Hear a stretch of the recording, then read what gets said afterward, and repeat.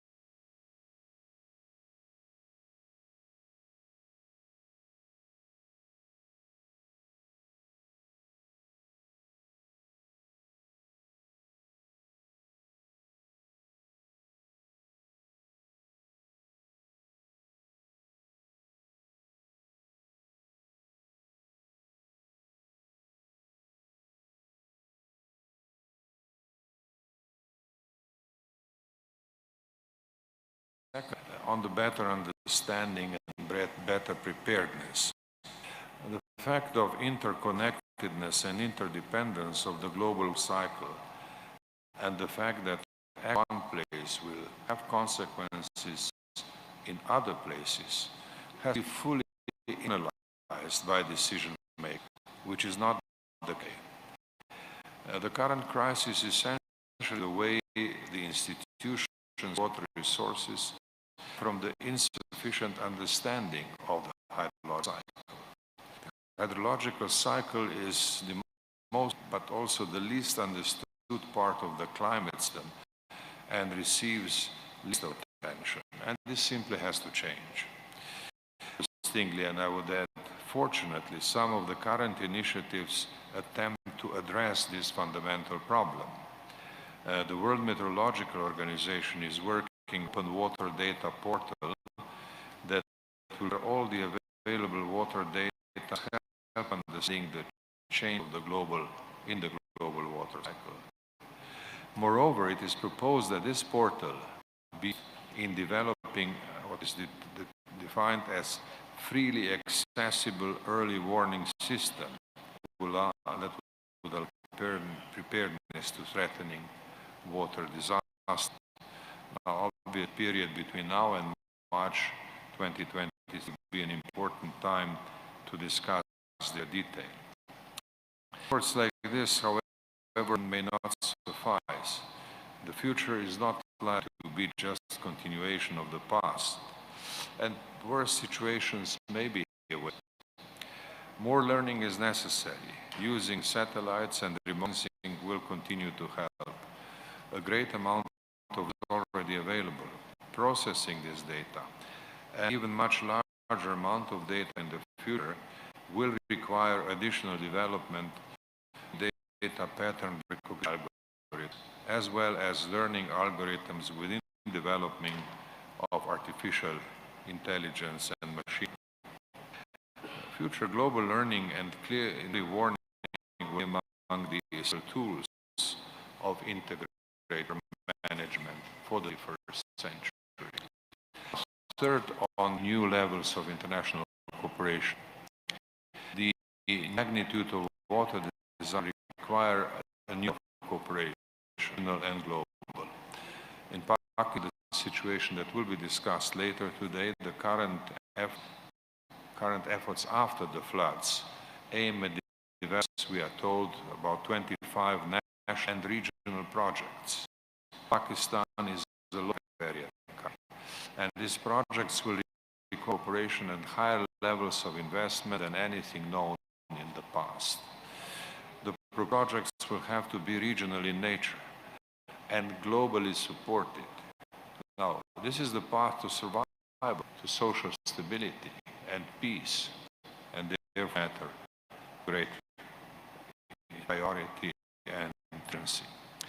Now, this disaster of weapons explains that management is not a practical issue, but also particularly social and political. It is impossible to mobilize the needed resources without the necessary will. And how such political will be generated present. The current 27 at Sharm el-Sheikh be an indication, although there are very few reasons for optimism right now. I'm not confident if the results of this will be adequate. Let's wait. Let us be pleasantly surprised.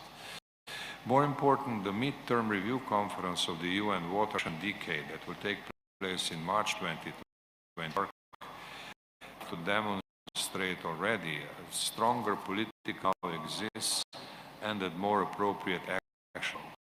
And that gives additional importance to the forthcoming G20 summit that will take place in Bali next week. And that's why it's very important that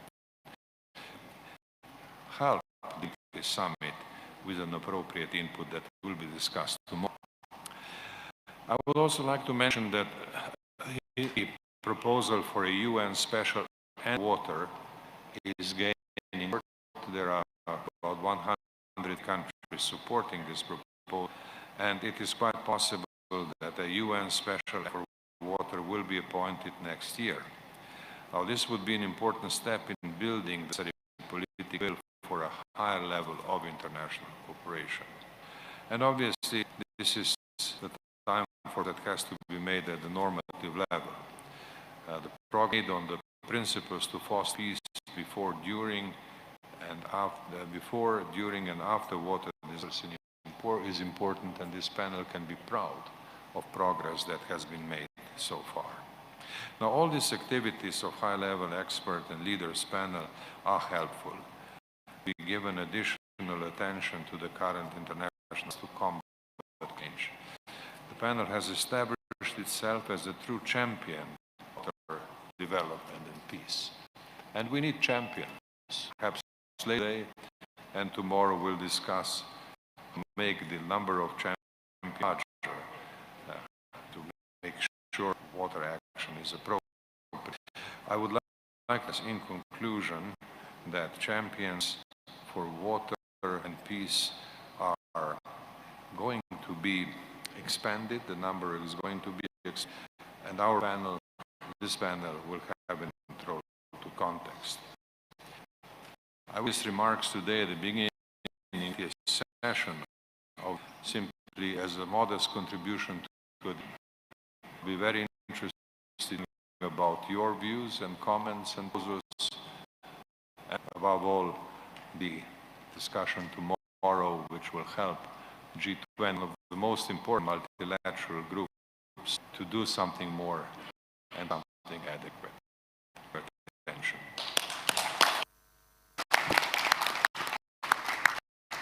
Thank you, Professor Turk, for your inspiring speech. Now we will listen to the keynote speech by our Vice President Bambang Susantono of the National Authority. We are happy to welcome him back, our special advisor, Dr. Bambang Susantono. You have the floor. Thank you, Excellency Chair of HELP. Please, Dr. Basuki Hadi, Minister of Public Works and Housing of Indonesia, Professor Danilo Turk, Chair of Water for Peace panel, President World Water Council, honorable distinguished guests, ladies and gentlemen. A very good morning in Bali. It is a pleasure from join all of at the high level and leaders panel on waters and disasters conference. I would thank HELP as the organizers of Public Works and Housing for hosting this event. I'd like also for the appointment of me as a sir. I'm honored and I will do my best in my positions. Allow me to start by sharing my observations that the recent COVID-19 may not only weaken economic health system and resulted in the millions, it also widened existing gaps in realizing development target security. As you may know, an SDG progress assessment by the UN Economic Commission for Asia, or UNESCAP, issued this year shows that many developments in the region are off track on all of the sustainable goals by 2030. Is SDG number 6, which targets the provisions of universal access to safely, sustainably manage water and sanitation. 5 of the indicators for SDG 6 that have credible estimates have bear the mid from the baseline. It is important to note that while the disease may not be waterborne, proper washing is essential in preventing and infections. COVID-19 therefore also highlighted the importance of safe and adequate water for hygiene, disinfection, as well as for drinking. Honorable distinguished guests, ladies and gentlemen, citing a Asian development, the proportion of people without access to safe drinking water in Asia Pacific has declined in the past 2 decades, but water contaminations and unequal critical issues. In this report, 22 of 49 developing member contracts for water security were found insecure, representing 2 billion people or above of Asia's Pacific region's population. Urbanization has brought its own challenges for water security. Population in Asian city has grown fivefold from only 370 million in 1960 to more than 1 in 2017. However, the growth is only concentrated only in many do not have adequate capacity. The result is land subsidence, which is some coastal experiencing regular tidal floods. The pandemic in turn create water-related issues, either too much water in the form of flooding or too little water in the form of lacking water. In fact, farms face their own water security challenges. Places still have no running water. In some areas, such as neighborhood in Jakarta, for example, people must buy water from their neighbors, which can be as more expensive subsidized pipe water supply. The financial burden of spending as much as 36% of the budget on water is made worse by the logistical challenges of sourcing water during a pandemic. At communal water taps without proper distancing measures further expose the communities with high transmission risk of COVID-19. The pandemic impact on the water sector has had significant generations also. In many developing countries, women and girls are responsible for water from communal sources or vendors, potentially increasing the risk of COVID-19 exposure or other diseases. Shared and poor sanitation services put women and girls at heightened risk of contracting COVID-19 as they manage their hygiene needs. As I implied earlier, disasters also add another dimensions to water security.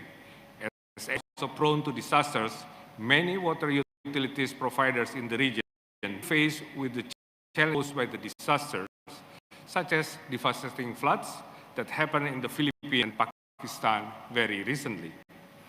Honorable distinguished guests and ladies and gentlemen, the post-pandemic recovery of the water requires a strong and also responding to crises and accelerations of universal access to water and sanitation. Designing safe, inclusive, sustainable, culturally and resilient sanitation services and an investment opportunity not only for governments but also for private sector. After the pandemic, the sector must have a thorough understanding of the vulnerabilities and facing all of its stakeholder systems and also sources. We must identify and assess the faced by marginal and vulnerable groups in their scope and relate both physical and also. This will help manage their resources and the possible ways for extending critical services to serve group of areas to prepare more effective and response and management. It is important to ensure the extension of water supplies to the entire population and sustainable management of water resources. This will require both established and innovative approaches. For example, there are technologies that work more effectively and are at low-scale applications. In this way, decentralization for the potential for equitable provisions helps the implementations of and sanitation services and localized water resource management. The also showed the urgent need for digitalization. Innovative technologies are available at affordable cost right now that increase efficiency and bring service providers and also communities. Some examples include remote monitoring water quantity, digitalized billing, warning system. The adoption of technology is slow in the sector, despite of its success. Thus, providing technology, including to the users, is key to its adoptions. Lastly, nature-based solutions can support long-term sustainability by providing and adaptability to water services and providers. Some cities adopt a sponge city design approach, which enhances urban water management and helps to improve water and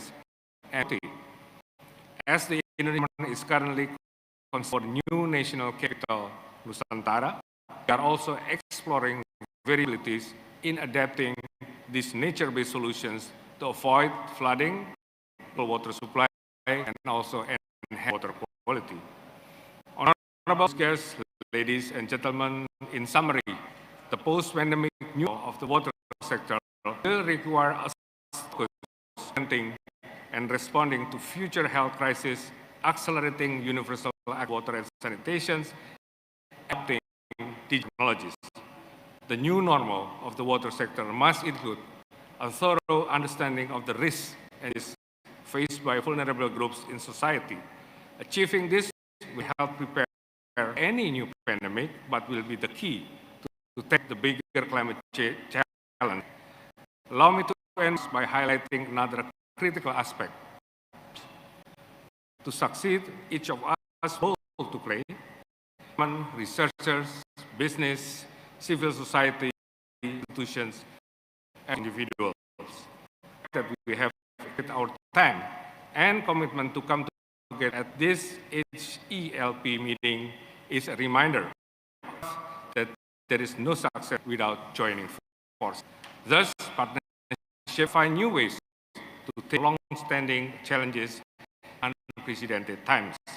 It can help inspire and lay the groundwork for new approaches to development, and this will be essential if we are bounce forward to bounce back and work to improve water security around. I thank you very much and look forward to the discussion in the next studio.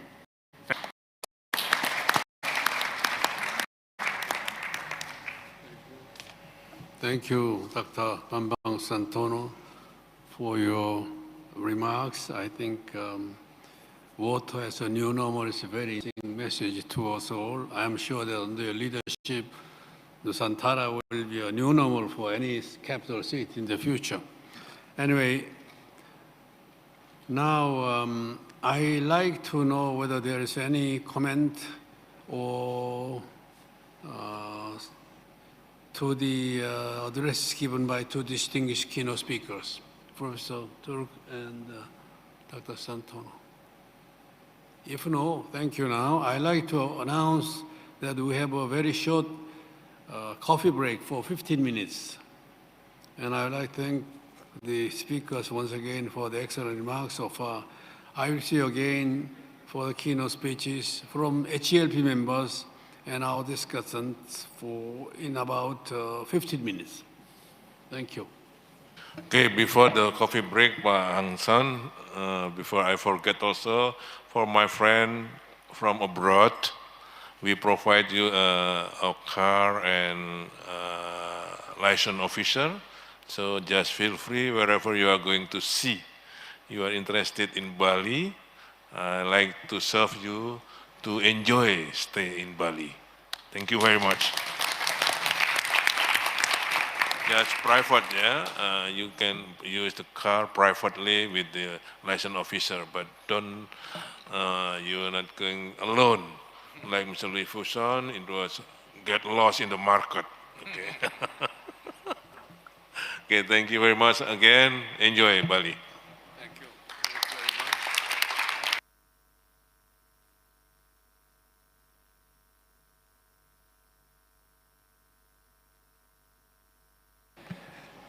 much. So the meeting will be resumed at 10:25. 10:25. Thank you. And the coffee break is outside the room on the corridor.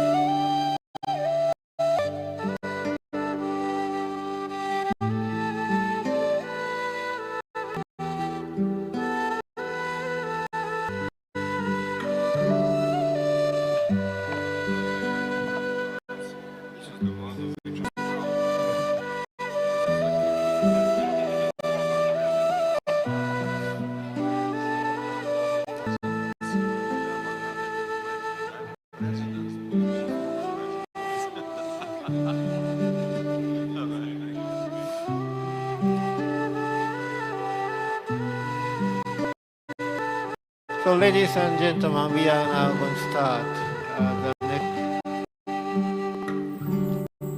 So, Dr. Haji,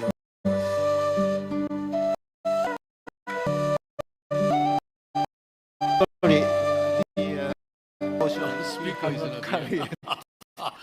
Where is Loic? Loic Some coffee, maybe. disappeared. Come in? Okay.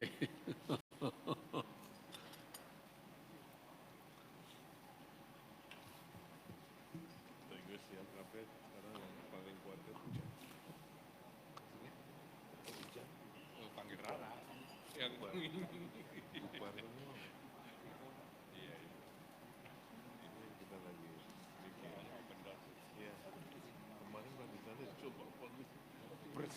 Okay. Loic, we start? Okay, right.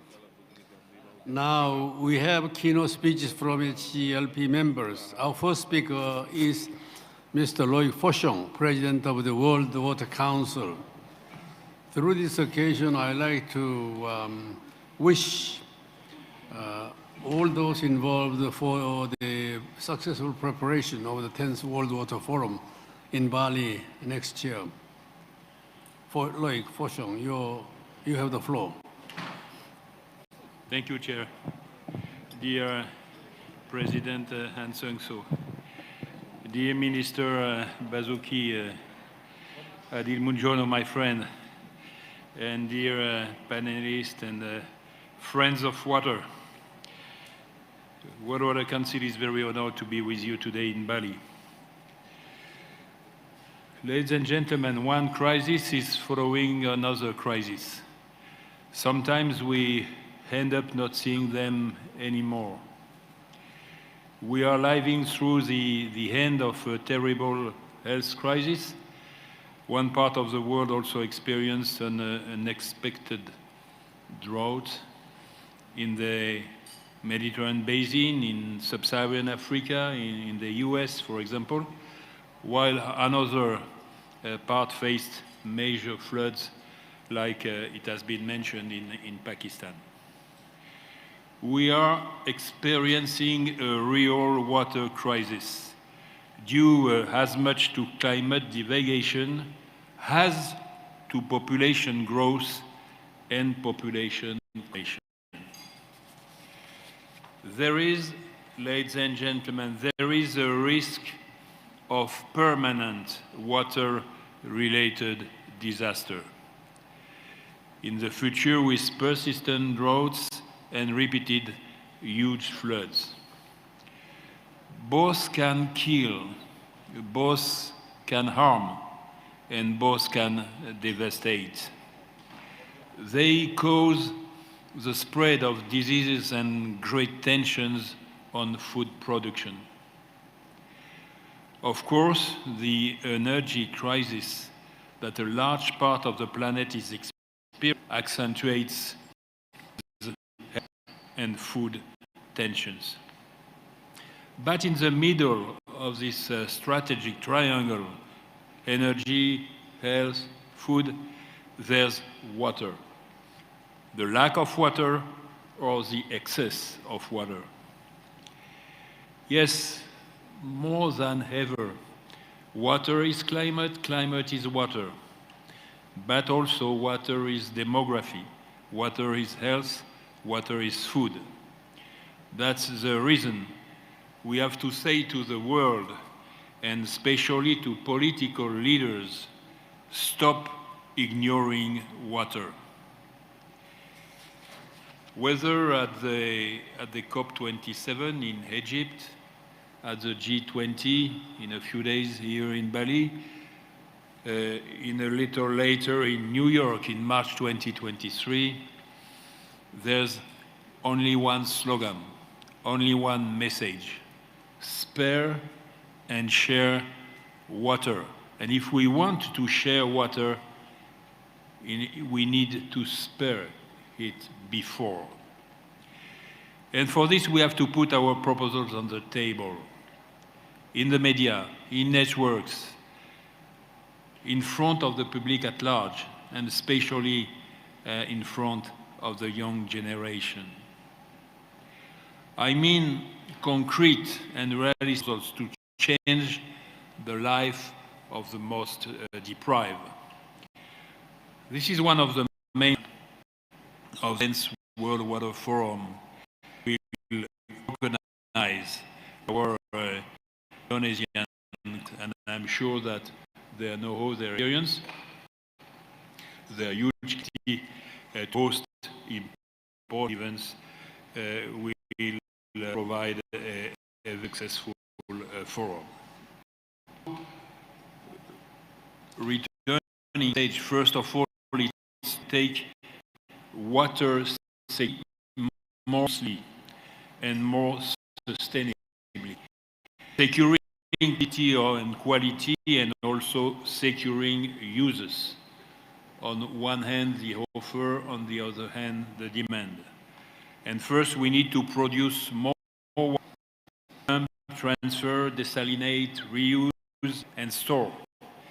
In a world, we have to have additional water resources of the climate, the population, and the generation that will have access to a better standard of living. The water must be respected and shared with better management to avoid waste due to technical management, but also as a shared farmers, industries, and citizens to their concept by the best of innovation and the digital revolution. This is called sharing respect, produce while. The World Water Council has said it on several occasions. We improve guarantees of the pillars, which are of the water house. First, knowledge and innovation bring digital revolution and evolution. Second, access to financing to reduce water debt of the poorest and access to sub-sovereign cities that wish to improve their infrastructure. Third, governance that decentralize competencies and responsibilities to local authorities and communities on the ground.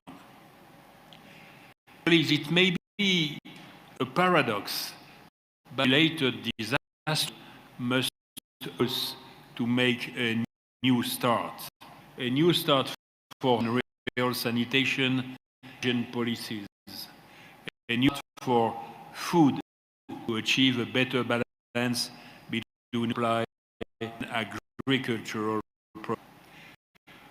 For this, the world needs better storage capacities, as has been shown. Minister Bazuki for Asia. Better store is we need for people and water for nature. We need water for today and water for tomorrow. We need water and for biodiversity ecosystems. Reserves and reservoirs are needed all over the world to respond to drought and also floods, and therefore anticipate both forms of water disasters. That's the reason why a universal policy of base, which is also indispensable, national policy and national policy. Like diplomacy, which become day after day a reality that's becoming more important. It's better against solidarity. Only diplomacy can bring us peace with water for peace, while combined step by step, there must be a real right to access to water for all. Thank you.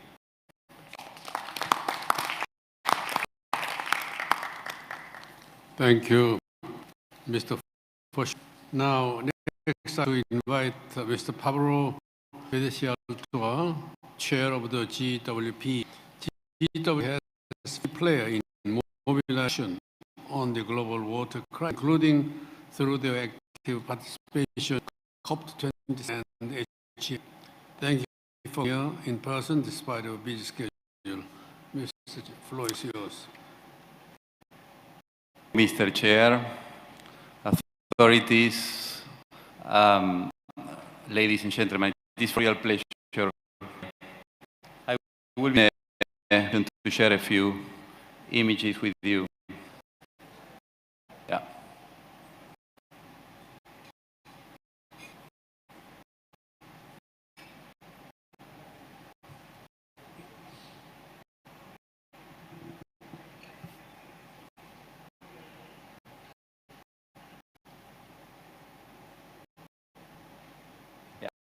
There we go. So, I believe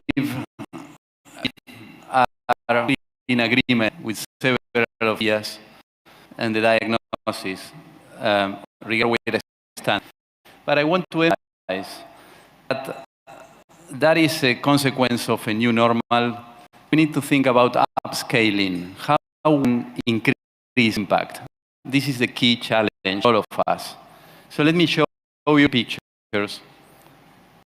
Go through the presentation. Let's move on. I will only be stopping in some of them. And we have seen some of them. But the only point that I want to hear is that this is not our typical case. We are facing a new. So climate change is happening and we expect it. And in consequences that we prepare to deal with. So we need to really move into what the political context of water management. And we need to link capacities, the ones presented here, with that agenda, the political agenda, at the level, but also at the global level, because several of the solutions are going to be at the global, as I will be trying to emphasize. Let's move on.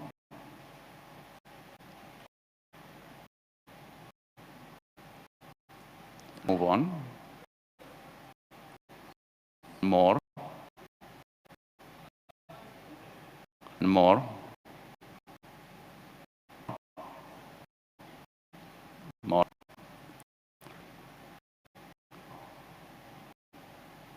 More.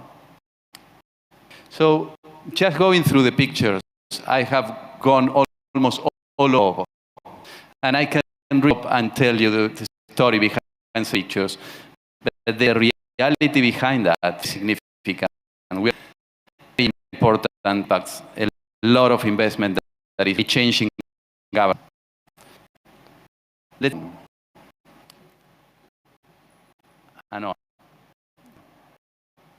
again. Let me stop here. So the other thing that I want to emphasize is that this is not developing world, and we should not be thinking about developing world strategies. This is a global. You see there is California, beautiful Mendocino, 2 hours north from San Francisco. I used to live there in the 90s, in San Francisco, I mean. And what in there is now we start to see the non-linear of a complex system. The guy that is in the newspaper article is the owner of a restaurant, and they are not able to open because the people don't like to go to a place where you don't have enough water outlets. And this is happening in California now. So we really realize facing the new normal. Let's move on. The thing that is significant is the link between water and food, water and these are very part of our society all over the place. They are very much affected by water. What we see is that we start to have a value that in the past to think on related to markets. And I know many areas this issue of topic. People don't mix the two, water markets. And if with that, it's very difficult to have policies. And it's also very difficult to involve private sector. Let's move on. The other thing is institutions. This is a book seller now, read it a little bit, is too. But the main is that we are facing dystopia. What we see now, we don't want to deal with it. So probably we need to come to a new situation where we fix our critical. We need again to develop proper partnerships among our institutions. So GW, is a integrated resources management. Have a global network. We need to realize how we work to institutions to our impact. Also, this we believe to many of the challenges, again, integrated resources management. We need to define a 2.0 version of that. That is in the new technology, that is including governance, and is including the new possibilities of the sector. The three that I'm naming were very much the key partners, the key components of the IWR 1.0, as I used to say. Now we need to move into this dimension 2.0 and the challenge to work together doing that one. And work we did some data, and it is true that we are facing many more extreme events, consequences. Again, on. So I'm mentioning the three things we are right now writing one of them, and we are 27 is happening. The UN meeting in March. And the key point is what situation after the UN March? What can differently? Not people that is far away from us. They're sitting here. So how do things differently? And again. So I know we're running out of time closing, but let me make a few comments on the other key messages there. I was talking about the three issues that we need to include. And also to say that this is possible. And in order to do that, I mention one the member of the cabinet in Argentina from 2015 to 2020. And in 2017, I saw the highest increment in tariff in the history, 420% in one signal. We did that in fells. So we did 1,200% to the rich nation and almost nothing to the land part.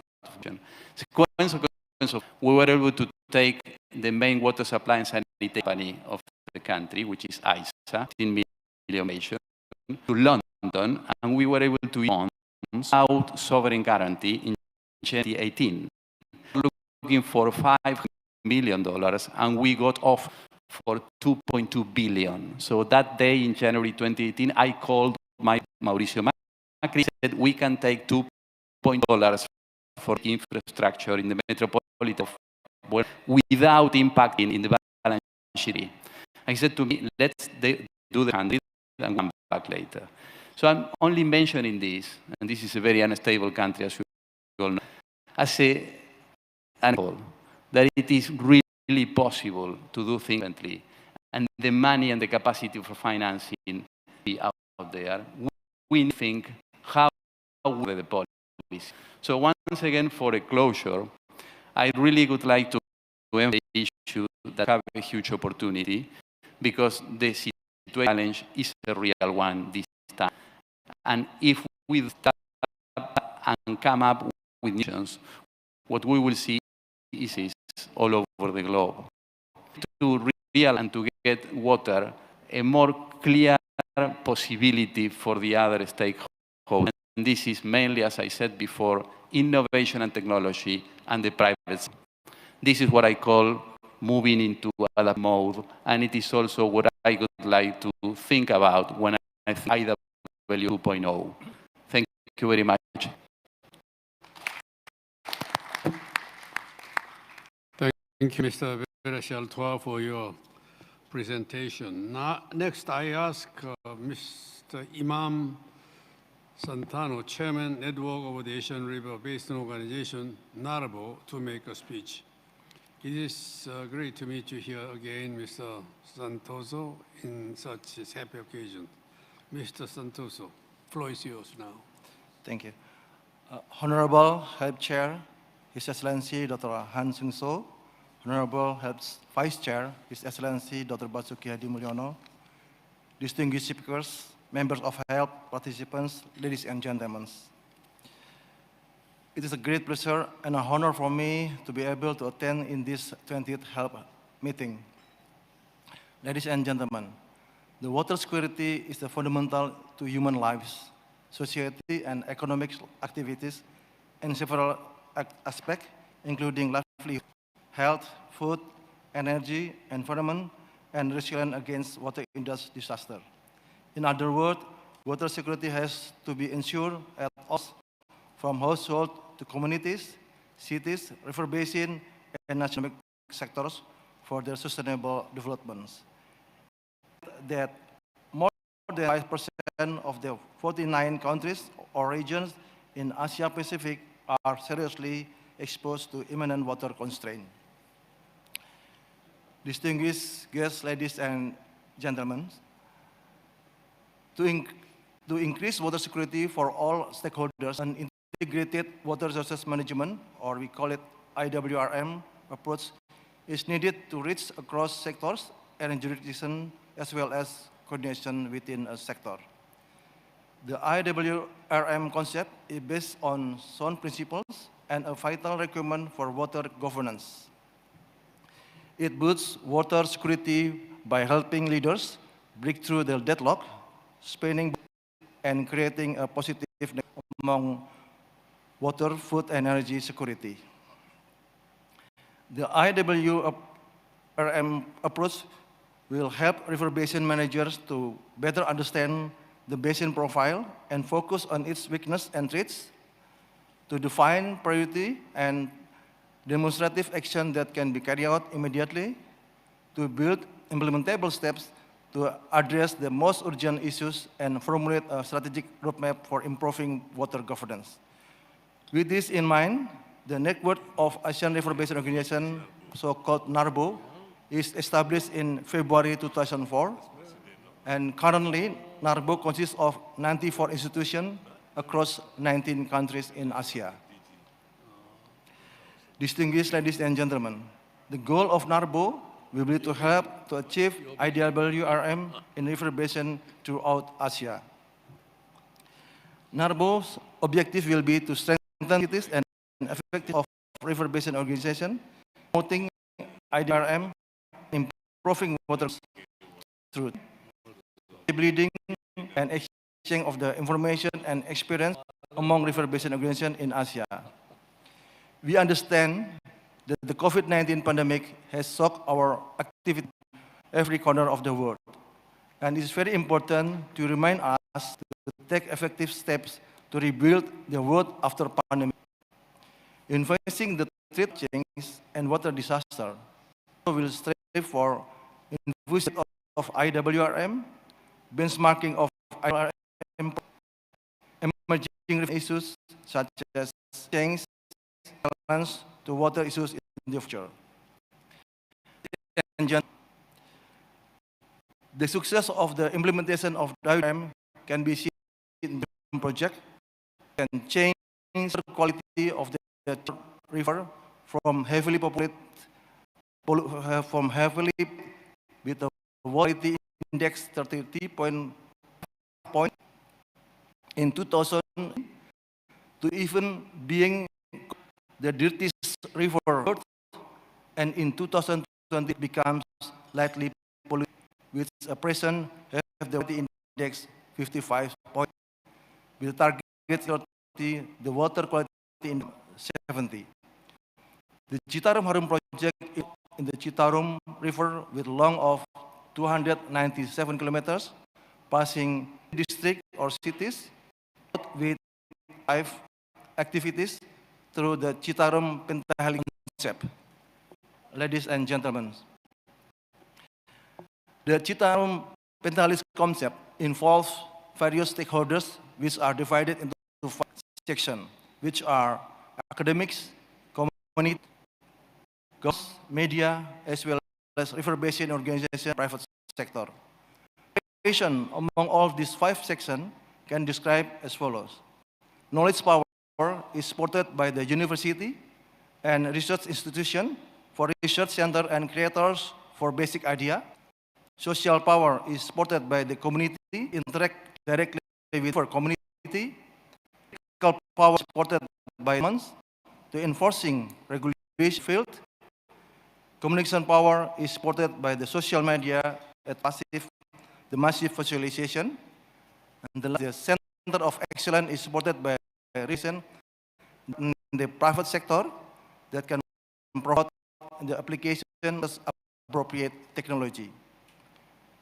Based on the successful implementation of IWR with the collaboration with stakeholders supporting the program have achieved the ultimate goals. Excellencies, ladies and gentlemen, believe IWRM river basin organization could achieve manage in its river basin in dealing with various issues related to waters. Finally, on behalf of NARBO, I would like to thank all of you to give us various knowledge in this event, which is certainly beneficial for the river capability. Thank you.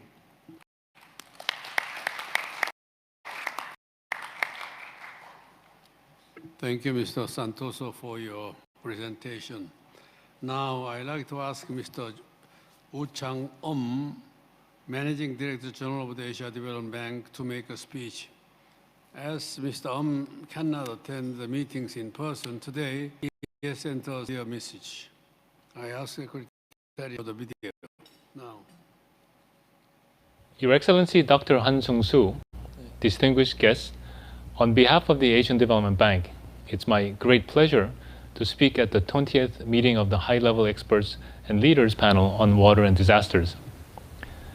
I'm sending you my best wishes from the UNFCCC COP27, which is being held in Egypt. The coming months are vitally important in the global process of water and disasters, starting with COP27 and heading towards the 6th UN Special Thematic Session on Water and Disasters in New York next March 2023, and followed by the 10th World Water Forum in Bali in June 2024. As we know, water is the primary medium through which the effects of climate change will be felt. The recent devastating floods in Pakistan, extreme heat waves experienced in South Asia, and droughts in the People's Republic of China demonstrate that climate change is right in front of us, and enormous efforts will be needed to continue to build resilience for these and other countries in our Asia and the Pacific region. In 2021, ADB elevated its ambition for delivering climate financing to $100 billion between 2019 and 2030, with $66 billion for climate mitigation finance and $34 billion for scaling up transformative adaptation projects for enhanced resilience. Water will be a significant contributor to achieving this ambition. ADB's current active water portfolio stands at almost $20 billion, and over the past 3 years, water investments have accounted for 32% of ADB's total climate adaptation finance. We have recently launched the Asia-Pacific Water Resilience Initiative to enhance support to water entities on the ground and accelerate climate adaptation actions. Between the period 2021 to 2030, ADB's water sector operations aim to contribute at least $10 billion to climate adaptation financing. Distinguished colleagues, I would like to highlight the 3 key components of the Asia-Pacific Water Resilience Initiative that the ADB has launched recently to further promote climate change adaptation and water resilience in our projects and programs. Firstly, ADB has established the Asia and the Pacific Water Resilience Hub. This dedicated technical assistance platform will support water entities in the region to embed resilience into their planning and operations. It will further harness local knowledge, promote and develop partnerships, and provide training to our clients and partners with a goal to help build local-level water resilience. Secondly, the ADB has published a guidance note on mainstreaming water resilience in Asia and the Pacific to equip our staff, clients, and partners with the necessary knowledge to operationalize resilience and adaptive capacity in the water sector. It will strengthen ADB's ability to include climate considerations upstream in the project cycle and encourage policy dialogue to influence planning, project design, and policy making to embed resilience. Thirdly, ADB aims to mobilize $200 million grant financing from internal sources and external partners in order to leverage $10 billion climate adaptation financing for ADB water sector operations between 2021 and 2030. These financial resources will be critical to achieve the internationally agreed climate change-related goals and targets, including those contained in the 2030 Agenda for Sustainable Development, the Paris Agreement, and the Sendai Framework for Disaster Risk Reduction. The ADB will also use its worldwide partnerships in the most effective way to deploy this additional funding so we can further catalyze and leverage the climate adaptation actions we are supporting. In closing, ADB will continue to work closely with the HELP and its members in developing and implementing HELP principles, especially on climate change, and financing and find new and innovative ways to build a prosperous, inclusive, resilient, and sustainable Asia and the Pacific through water security. I trust that you will support us on this mission, and I hope to see you at the UN 2023 Water Conference in New York in March next year. Thank you very much. Thank you. Thank you, Mr. For your presentation.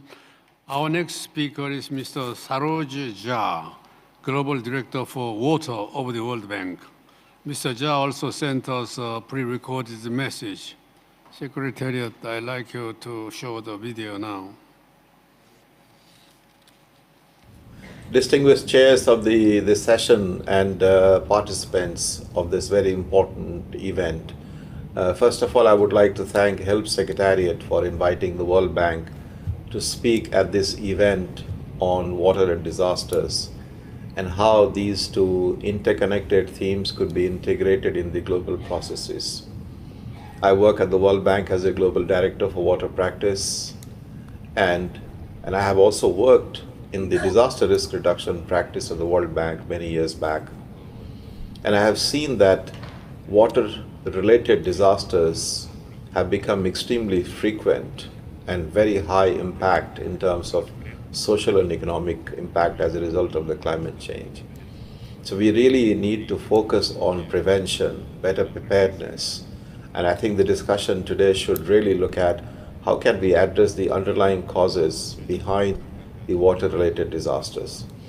So let me mention a few initiatives that I think are relevant for the countries which are present in the meeting, and also how organizations like the World Bank can help. First, it is extremely important that we have a scientific data established at the country level how much of water variability is impacted by the climate change. The country's hydrometeorological services, they have strong capabilities. We need to invest more in these organizations to be able to have updated data and analysis to really provide the evidence. How is the hydrological cycle going to change as a result of climate change? And how do we ensure that we have good early warning system? We also build in a manner that is not putting harm in terms of our assets and people who are going to live there. So I think better planning, better zoning, better standards of construction should be guided by a well-informed hydrometeorological risk assessment in the countries. The second point I want to emphasize is the need for working more with the private sector. The need for financing as part of water-related issues in terms of access to water supply and sanitation, better water resource management, better irrigation services, but also making sure that we have a very resilient water management system. Working with the private sector is a very important component of that strategy, because public finances alone cannot really address the financing gap we have at the country level. So we would need to prioritize better business environment, creating conditions for better partnership with the private sector so that we can not only benefit from new private financing, but also the expertise and innovation that private sector can bring in managing our water resource management systems better, but also build new infrastructure using latest technology and innovation in terms of their design and operations. My third and final point is broadly on the issue of transboundary and regional issues. When it comes to water and disasters, they are by and large, they do not respect national boundaries. Particularly when it comes to water, we realize globally that at least 60% of the global water is shared between countries. These are international waters, as we call them. And unless countries really work together into a more collaborative water resource management, we are not going to be able to address the issues of climate adaptation and resilience in the countries which share these waters. So therefore, we would like to encourage countries to really have more regular dialogue, information sharing, and see how they can build a more collaborative water resource management across the boundaries. We at the World Bank will be very happy to support the countries in that process at the request of the countries to bring our expertise from various river basins around the world, our own technical, economic, environmental, and social assessment of such river basins, and also help countries to design how to really optimize the basin that is a win-win for all the countries in the river basin. And this is going to be extremely important as we help countries to deal with the changing climate in the parts of the world where we are currently engaged. So once again, I want to thank everybody and for the opportunity, and wish you all a great meeting. Thank you. Thank you, Mr. Sharojah, for your statement. Now, I'd like to ask Ms. Elsa Filihowski, Director for Public Governance of OECD, to make a speech. Ms. Filihowski cannot join the meeting today, but sent us the recorded message. This message will be read by Mr. Nestor Alfonso. He will read the speech today. Thank you, Nestor. Thank you, Dr. Han. Excellencies, ministries, dear colleagues, I am delighted to speak to you at this meeting of the high-level experts and leader panel on water and disasters.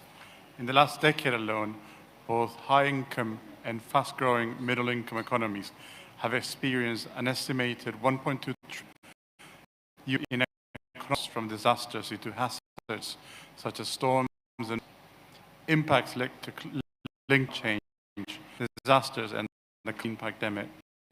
Tested the resilience of all countries and also found being less than they would have liked to be for the scale of the faced.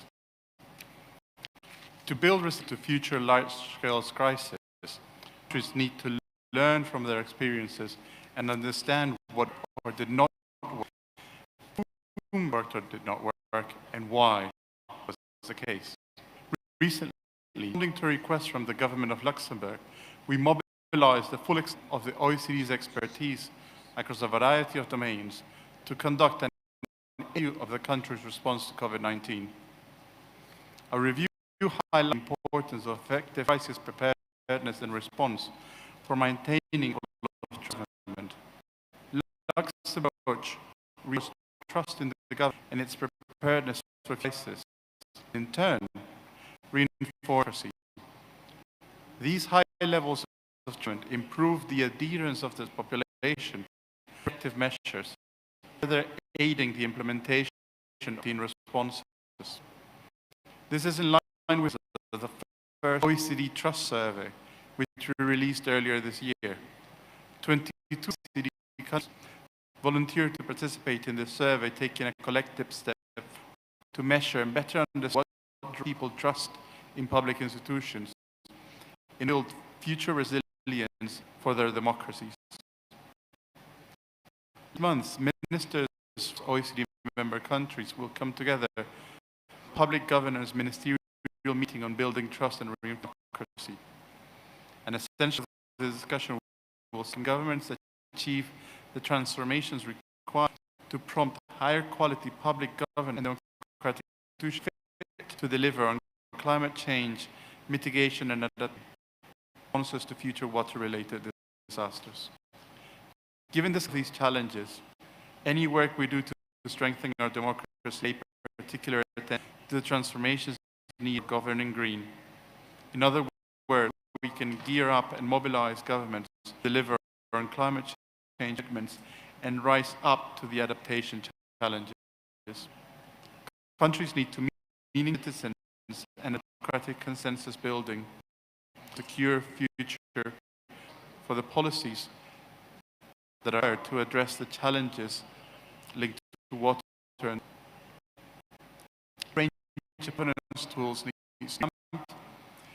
to make sure that these pressing challenges are addressed for the long haul. At the core of delivering on resilience to climate change lies the opportunity to use investment in infrastructure and importantly the impact of sound critical infrastructure resilience as a policy framework helping countries better cope with the impacts of water disaster cannot be underestimated. I invite you all to get involved in the OECD work on indicators for critical infrastructure resilience presented later our flagship contribution.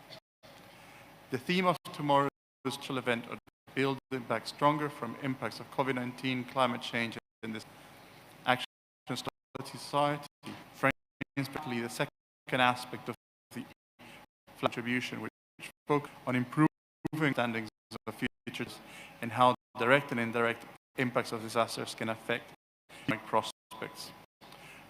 I thank Unity to address a distinguished group which has come together to provide the necessities for mainstreaming water and disasters in global systems, next year's UN Water and the 6th UN Special Thematic Set on Water and Disaster. And I regret I could not be there in person myself. Now more than ever, seize the opportunity to learn from each other, come together, chart the way toward a more sustainable, equitable, inclusive, and resilient future. Leaving no. Thank you, Chair.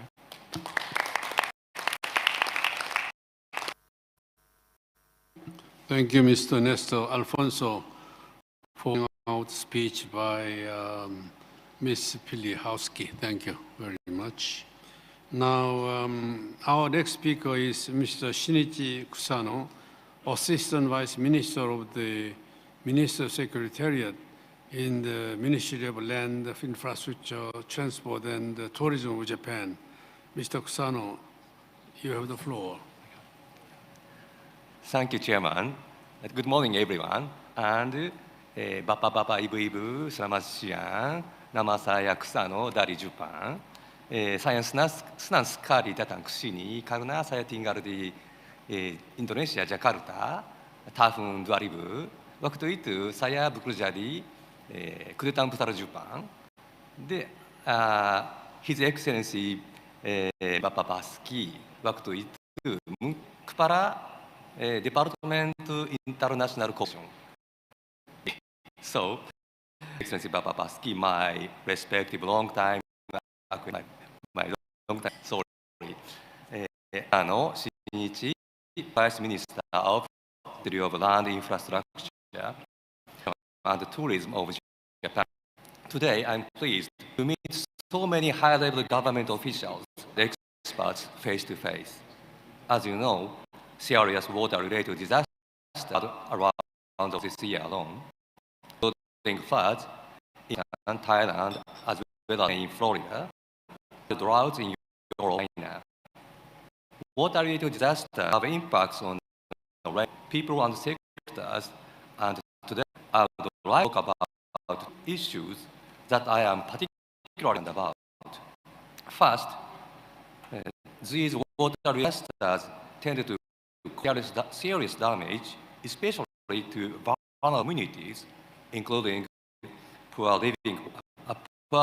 people living in high risk, such as lowland areas, and cause to roads, ports, as a logistic structure by a water area, have impacts on the natural and all over the community.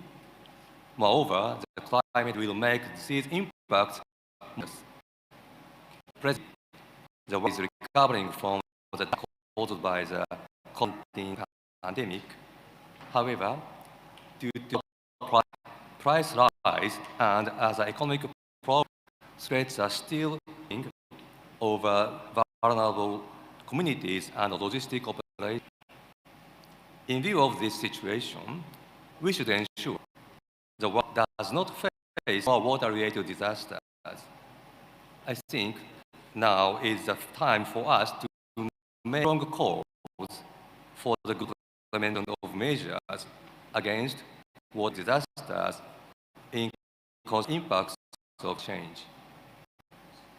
Circumstances, in order to showing the importance of preventing water-related disasters in the international community, help has been hosting events at international conferences, including the Asia Pacific Water Summit held in Kumamoto, Japan this April, the session of Global Platform for Disaster Risk Reduction held in Bali,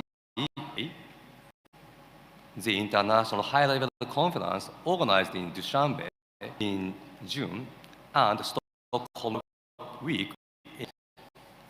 Moreover, tomorrow, held the G20 summit jointly with Asia's Ministry of Public Works, and I would like to express my respect for HELP's significant efforts, including those organized for the meeting.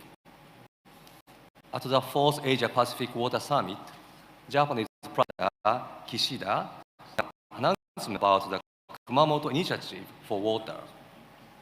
This initiative to contribute to the solution of social issues in water and sustainable development of the economy.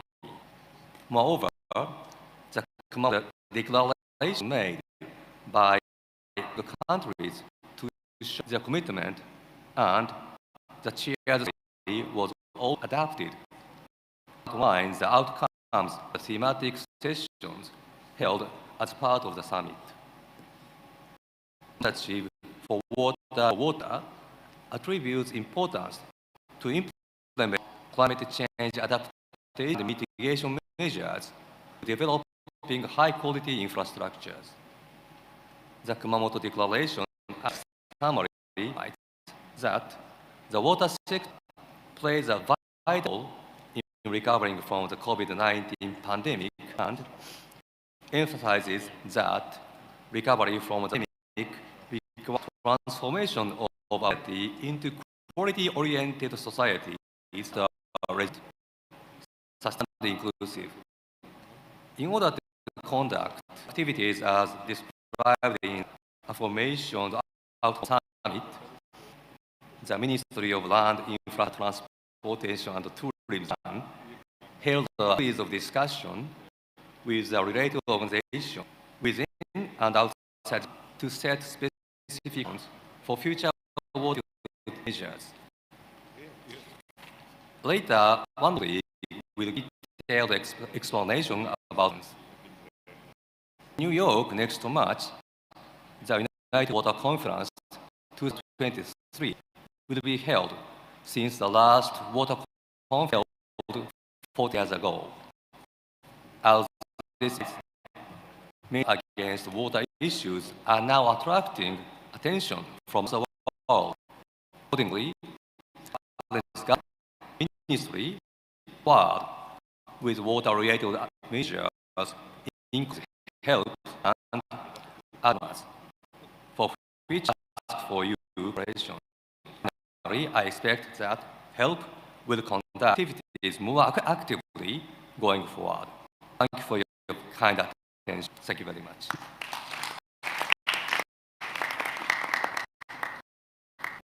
Thank you, Ms. Luke, for your presentation.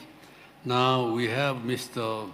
Seiichi Onodera, Senior Vice President of the Japan International Cooperation Agency, joining us again virtually. Mr. Onodera, floor is.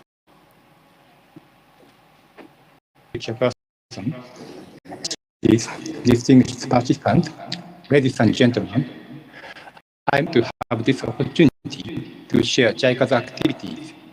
To promote mainstreaming water and disasters, I would like to emphasize things for each government to take its responsibility to pre-disaster investment. The paragraph 19A of the Sendai Framework for Disaster Risk Reduction clearly mentions that each state has the primary responsibility to prevent and to reduce disaster risk. Recognizing the still insufficient pre-disaster investment despite the rapid economic growth in the developing countries, the public sector, particularly central governments, should play the imperative roles to minimize disaster risk that is becoming increasingly larger due to intense and frequent natural hazards with its influences of climate change and human interventions. However, many developing countries still set a lower priority on flood control comparing to water utilization, as the investment effect is not easily recognized until a disaster occurs. JICA has supported many governments to enhance optimal governance capacity that has both functions of flood control and water utilization, while primarily focusing on structural measures. Japan has repeatedly experienced almost all types of natural hazards and overcome these disasters by taking countermeasures over the centuries. Since the 15th century, Japan has constructed levees and spillways to reduce the flood risk in the Kanto Plain, where present Tokyo is located.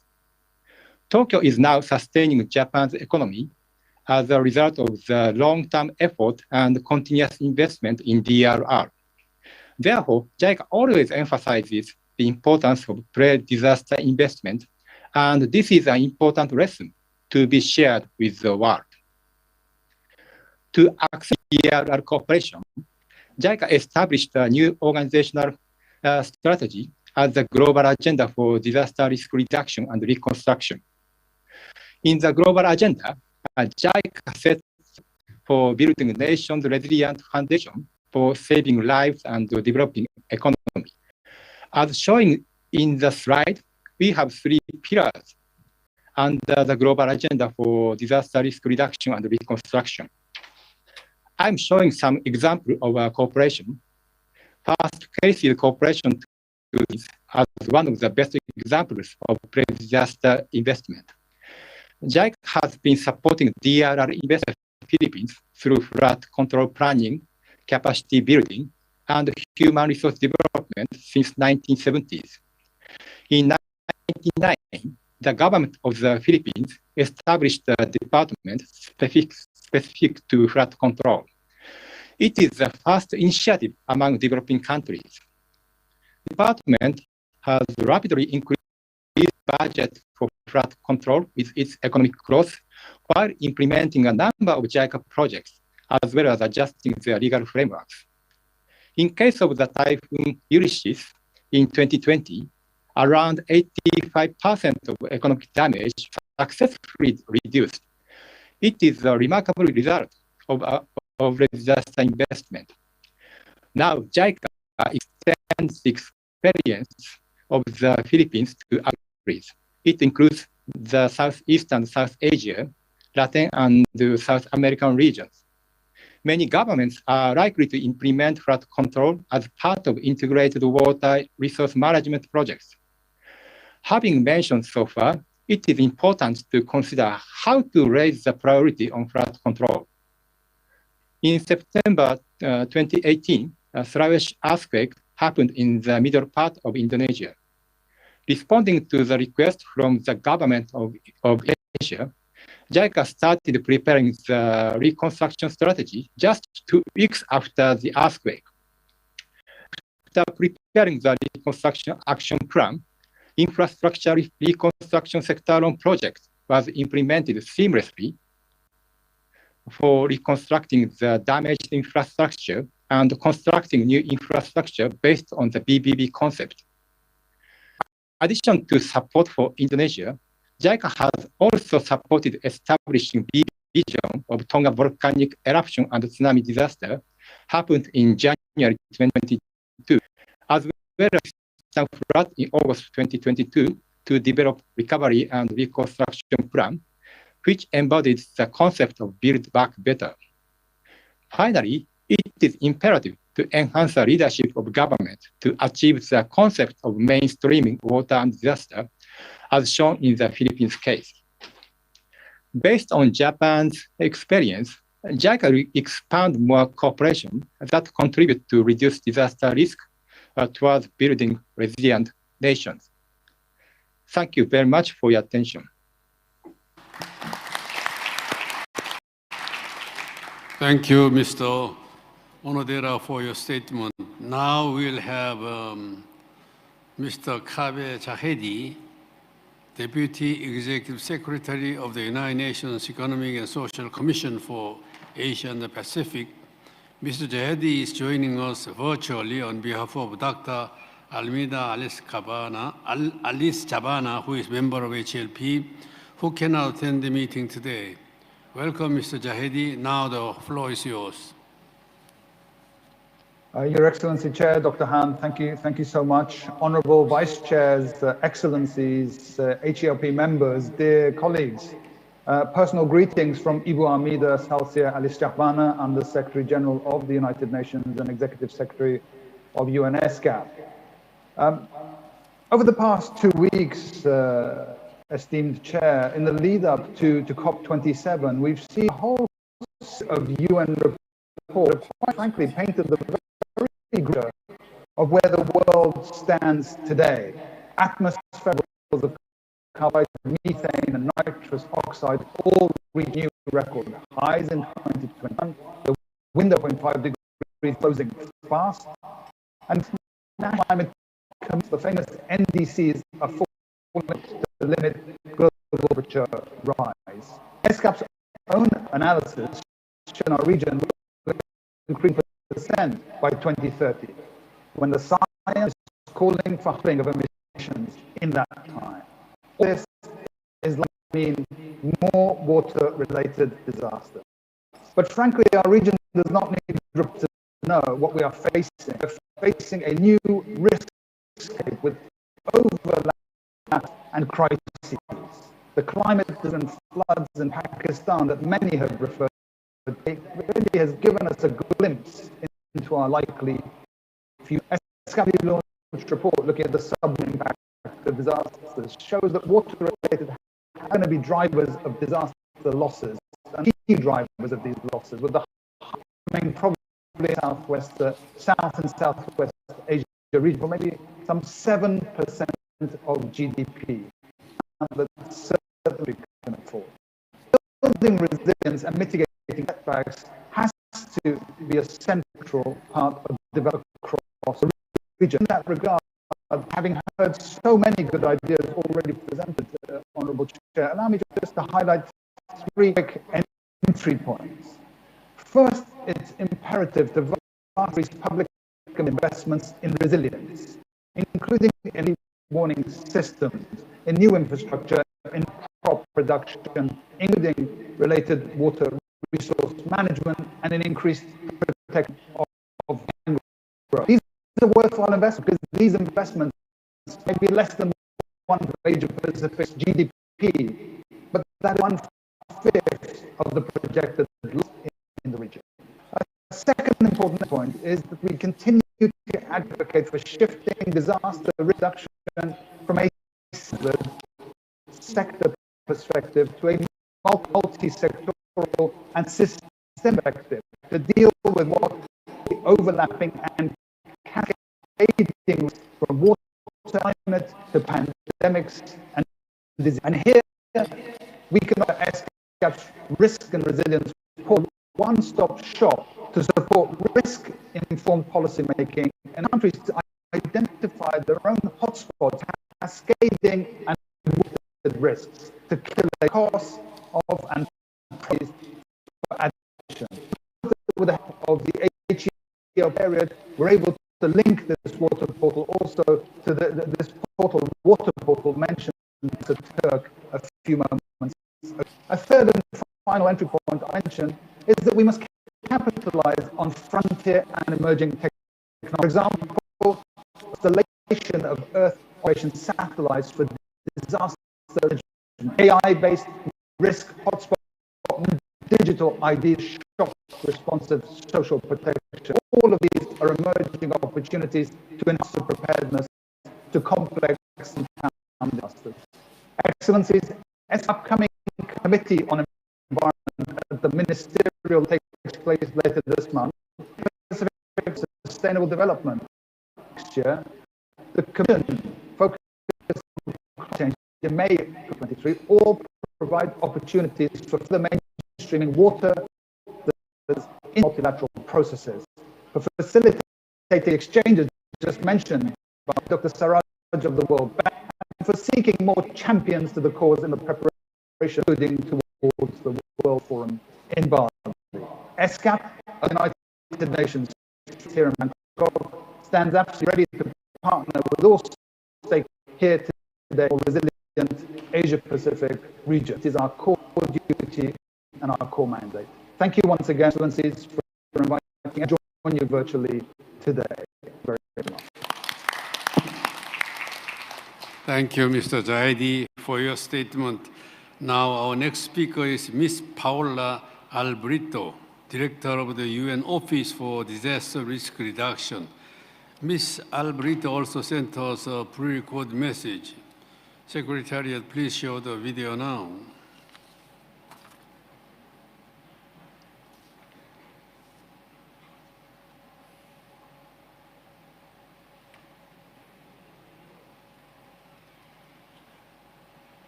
Your Excellencies, ladies and gentlemen, it is a pleasure to address this important gathering to discuss the mainstreaming of water and risk considerations in global processes. It is becoming more evident that if we cannot find solutions on how to better manage water resources, we will not be able to reduce disaster risks.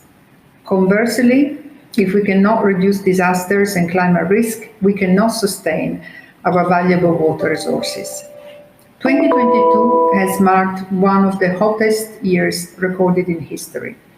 The ensuing drought, the shrinking freshwater bodies worldwide demonstrate the urgency required to tackle the planetary emergency we face. At the same time, extreme floods, events such as those in Bangladesh, Australia, and Pakistan are increasing in frequency and severity. These events impact on our social and economic systems. Failure to address the systemic nature of risks ultimately undermines development and the achievements of the 2030 Agenda for Sustainable Development, including Goal 6 on water. We need to intensify our efforts to risk-informed and actively link the implementation of related global frameworks, including the Sendai Framework for Disaster Risk Reduction, the Paris Agreement, the SDGs, and the Water Action Decade. In this effort, cooperation and partnerships are of utmost importance. We are at a critical juncture for revitalizing collective and cooperative efforts to address disaster risk. But I mean the opportunity arising from the coinciding midterm reviews of the Sendai Framework and the Water Action Decade in 2023. Two midterm reviews allow us to take stock and review progress achieved to date, learn from experience, identify emerging trends, and rethink our focus on how to ensure risk-informed development while sustainably managing water resources and associated ecosystems. Allow me now to share with you some concrete examples on how UNDRR is supporting the alignment between the midterm reviews of the Sendai Framework and the Water Action Decade, integrating a risk lens into the UN 2023 Water Conference and ensuring that water risk-related aspects are duly accounted for the continued implementation of the Sendai Framework.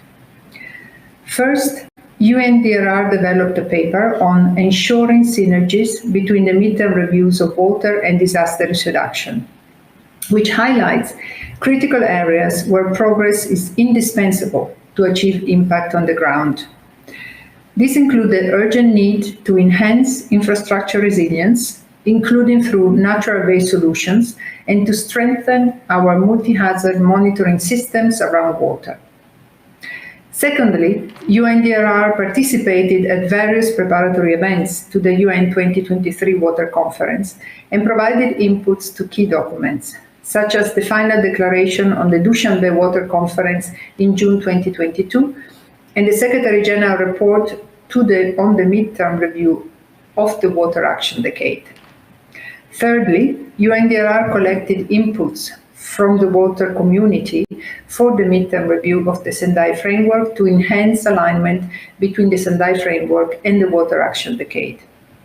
Finally, UNDRR is co-convening the informal preparatory working group on the 2023 UN Water Conference Interactive Dialogue, Water for Climate, Resilience and Environment. This is done together with UNEP and WMO. Let us seize the unique momentum offered by the two midterm reviews to accelerate enhanced cooperation and action on disaster risk reduction, along with risk-informed water resources management. Thank you very much. Your Excellency. Thank you, Mr. Albrito. Now we will start our focused discussion on the devastating flood in Pakistan in 2022. We are joined here today by experts who will share with us their respective responses towards the recent Pakistan floods. First, we will have a presentation by Mr. Pervaiz Amir, expert, Pakistan Water Partnership, Global Water Partnership, South Asia. Mr. Amir is joining the meeting from Pakistan. Mr. Amir, welcome. You have the floor now. Thank you very much, Chair. I'm honored to be given this opportunity to showcase Pakistan's flood 2022. And this is going to be a presentation which includes a few video clips and the general case and the general scenario which is developed in Pakistan. The storyline is essentially that it's unprecedented floods. It is 33 billion plus. My own estimates for the UNFCCC are really off track. We were estimating the floods would be in the future would be 6.8 to about 10 billion, on the average about 10 billion, but that's not true anymore. I mean, we're seeing this one really coming around to 33 billion, which is about 3-4 times higher. But we are not the only ones who are off. Also are the climate models, which were predicting some other things, and things have changed. I will also quickly compare the 2010 floods with the 22 floods. The coverage for the 2022 floods is much higher. Pakistan has less than 0.8% of the world's total emissions, and we're ranked 135th. We're consistently ranked 5th or 8th on the German Watch Index amongst the most vulnerable countries in the world. If you add the first 5 countries, our population is one of our largest cities of Karachi would probably take care, which are ranked 1, 2, 3, 4 in the German Watch Index. We're also showing this at COP 27, and I'll touch on that also. Climate change and water governance to blame. I think that blame has to be shared on both sides, both for climate change as well as water governance in Pakistan. Essentially, a heat wave which has resulted in this humongous flood, and the heat waves in April 22 in India and Pakistan were unprecedented.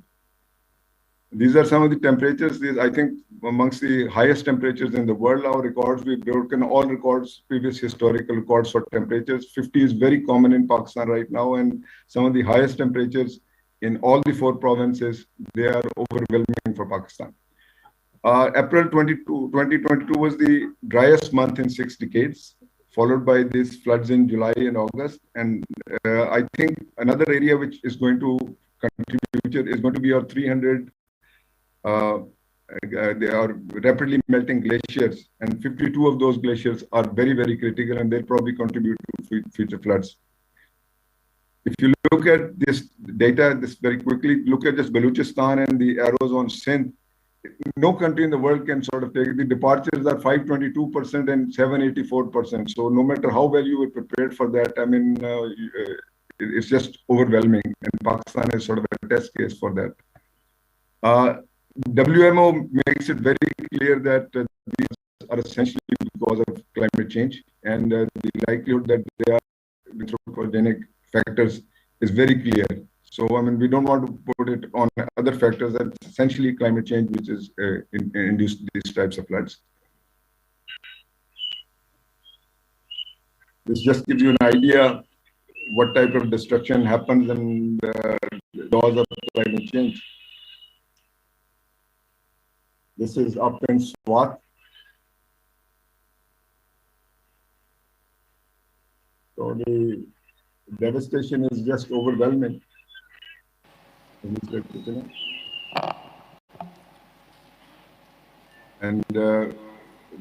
this is sort of the scale of the disaster. Just gives you a clear idea, I mean, what the scale of the disaster is. And this is also in the northern areas. That's where the flooding started. And then it's overwhelmed by extreme rainfall, as I was pointing out earlier. And this is an example of how well we may plan a lot for rescue and relief. Pakistan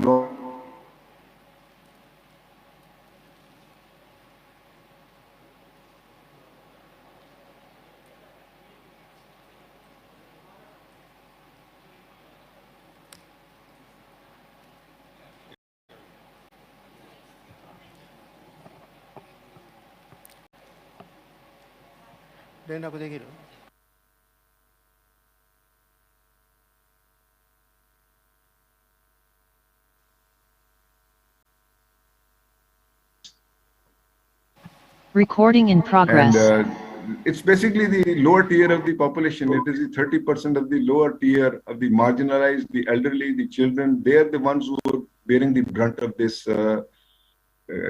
this flood situation. It's not the upper echelons. It's not the people in the urban areas. It's not the ones which are the well-off. They are not the ones who are facing this disaster. It's livestock. It's taking a toll. People's livelihoods are basically, they're going out of the window. And you can see, I mean, this population, which is about 30% of the lower population, we're not going to be rehabilitating this population in the next few years. Pakistan's economic growth rate will be 0 or -2. I think that's the estimates which we're seeing from the bank and some of the other places. I mean, it's overwhelmingly economic disaster for Pakistan. And this is for the 2010 and 2020 flood situation, 2022 flood situation. You can see, I mean, these both are comparable, but this one for 2022 was much larger as a flood. The area is much larger. 1/3 of the population is sort of covered. And you see from the left, the same city, you know, after 6 hours of rain, this is what happens. It totally devastates it. This slide is coming out of NASA. And this is some of the damages. I'm not going to run through the figures, but enormous amount of damage.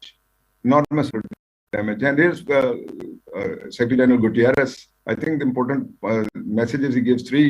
But if you look at the lower end, the West is ignoring Pakistan's super floods. Heed this warning, tomorrow it will be you.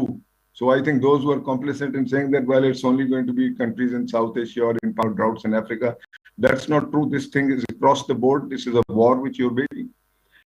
And these are some of the statistics. 30% of the land is submerged. 80% of our crops are destroyed. 50 million hectares of agricultural land that's submerged. Even today, I mean, we're facing the same music. It's really actually a war. It's not a disaster. It's a climate war out there. This is our first casualty. We lost some of our finest army general in Balochistan area. We basically wiped out our corps of some of the top leadership, which visiting this disaster in trying to address the relief operation, they lost their lives in. And I think what's going to happen is the World Bank's recommendation is that you tighten your monetary policy, fiscal consolidation, and exchange rate regimes. You try to look at that. Right now, we're not even worried about that. We're worried about our own economic survival, whether we even survive this type of overwhelming situation. And this is the number of houses you're talking. In other countries, you're talking a few hundred, a few thousand. Here, you're talking about houses in the hundreds of thousands. And just yesterday, I went to a conference, and there are people who flew over Sindh province, and they're saying there is no respite. And low-lying flight told us that this thing is not going to be over for the next 6 months. We're not putting in any crops. We're looking for a very, very major issue on food security, on health. These are 2 areas where we really don't know. It's going to be overwhelming for us. This is our total deaths. I mean, you can see 1739. These are deaths which we count. I mean, the ones, this data is not that good. I think deaths would probably be in the tune of 5,000. A lot of people will never get themselves recorded, you know. I mean, those lives which we lose in the rural areas, I mean, who's counting? And this is the damages on, look at the roads, the bridges, the houses, and the livestock. Very high numbers on the livestock, which is the prime area which is being affected. The dollars is 33 billion. This is the breakup on damage, on the loss, and the recovery and reconstruction needs. I think right now the estimate is around, from the World Bank, is around $33 billion. And this is the breakup by the province. And short case, this is 2 days back, you know, I mean, people are making and paying up the 1,000 trillion dollar. That's the big question, is 1,000 trillion dollar. It's not only for Pakistan, it is going to be the world. How do you address adaptation world over a period of time? What is the level of climate justice? That climate justice, the estimates are that it's going to be over $1,000 billion. Who's going to pay for that?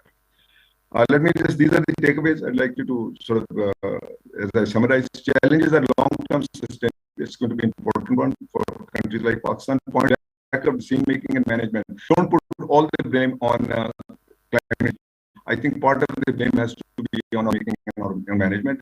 And then they are developing irrational expectations. I mean, this many billions will come. This nobody tells them where they're going to come from, how they're going to come from, and how quickly they're going to come. And then hard choices for the next floods around. My own feeling is that the next 3 to 5 years, we're going to be hit by the same level of floods. So you look at a sustainable long-term solution. Transfer payments, not the way forward, in my opinion. I think what's very important is that we look at realistic projects, the realistic resilience, and we go with that. Focus on food security, health, and economic growth. These are the core issues.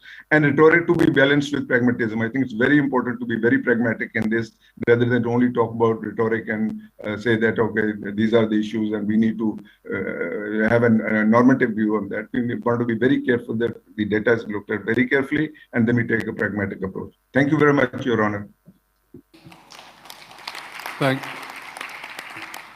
you, Mr. Amir. I am sorry that recording was disrupted for a while. Now, we will hear from Mr. Joris van Etten, Principal Portfolio Management Specialist, ADB Indonesia Resident Mission, regarding ADB's response to 2022 Pakistan floods. Mr. van Etten, the floor is yours. Thank you very much. Your Excellency, Dr. Han Sung-so, Your Excellencies, Dr. Basuki Adimolo, a distinguished guest. On behalf of the Asian Development Bank, it's my great pleasure to provide the 20th meeting of the high-level experts and leaders panel on water and disasters, an update on ADB's response to the recent flood disaster in Pakistan. Next slide, please. As we just heard, recently Pakistan experienced its worst in a century. Next slide, please. Over the August-September months this year, Pakistan suffered an unprecedented intense heat wave, followed by a long monsoon, dumped a record amount of rain across the country. Glacial lakes burst, rivers broke their banks, and they experienced flash numerous landslides. The provinces of Balochistan and Sindh were most affected. These provinces received 5 times more monsoon rain than an average monsoon rainfall. Flooding in Pakistan is not a new disaster. Over the last decade, they have experienced flooding in 2010, 2011, and 2015. But the magnitude of these floods were on a scale never seen before, especially in Sindh, the downstream-most province.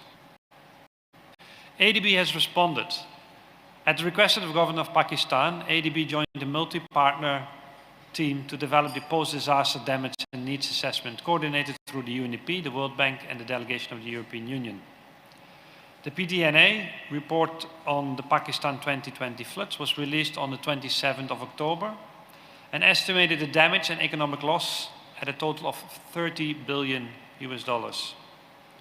The report indicated $16.3 billion to construct and rehabilitate homes, basic infrastructure, and services.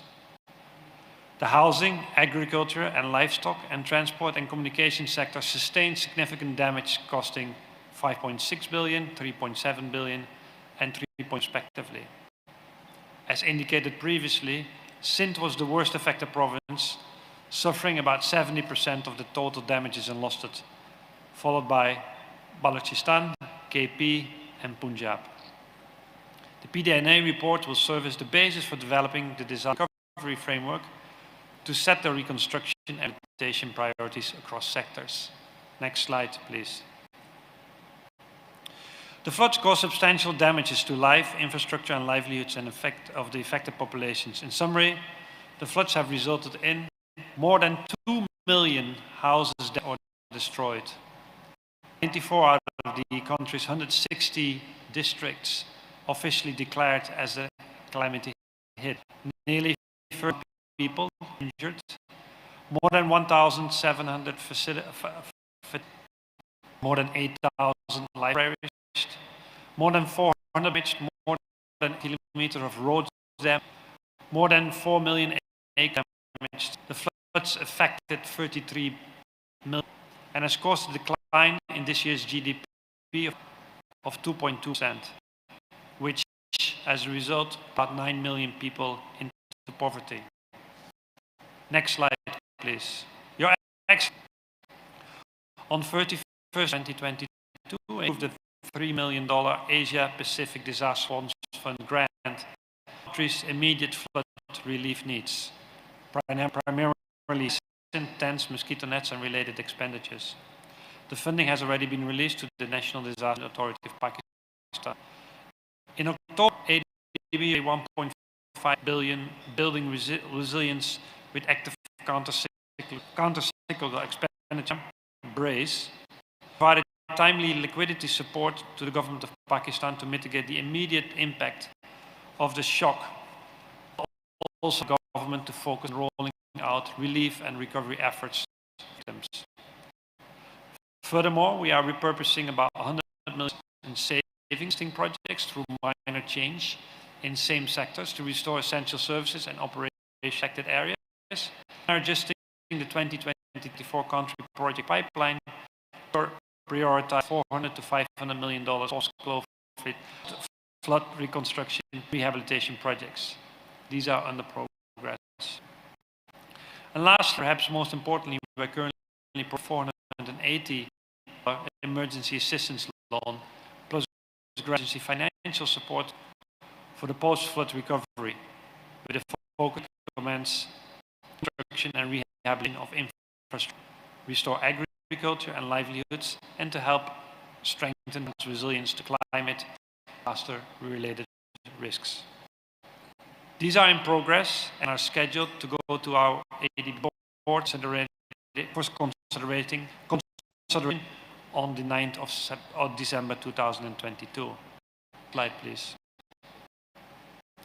The ADB emergency assistance loan is mentioned is currently being processed under a $3 million grant from ADB's resources. The proposed emergency assistance loan follows the government request made to the ADB in early October 2022 to provide emergency financial to the post-flood recovery.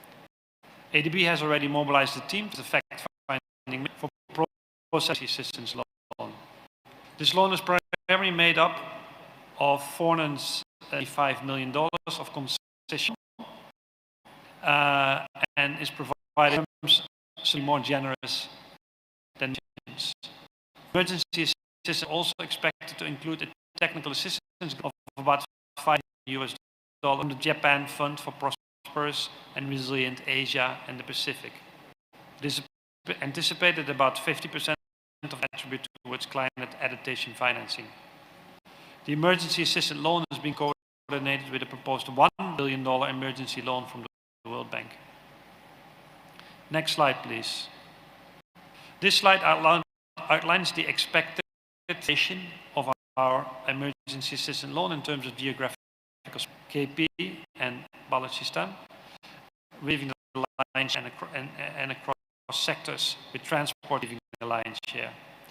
This is in response, I mentioned earlier, provide a center on managing human impact, particularly from mobility, housing, agriculture, livelihood aspects. Next slide, please.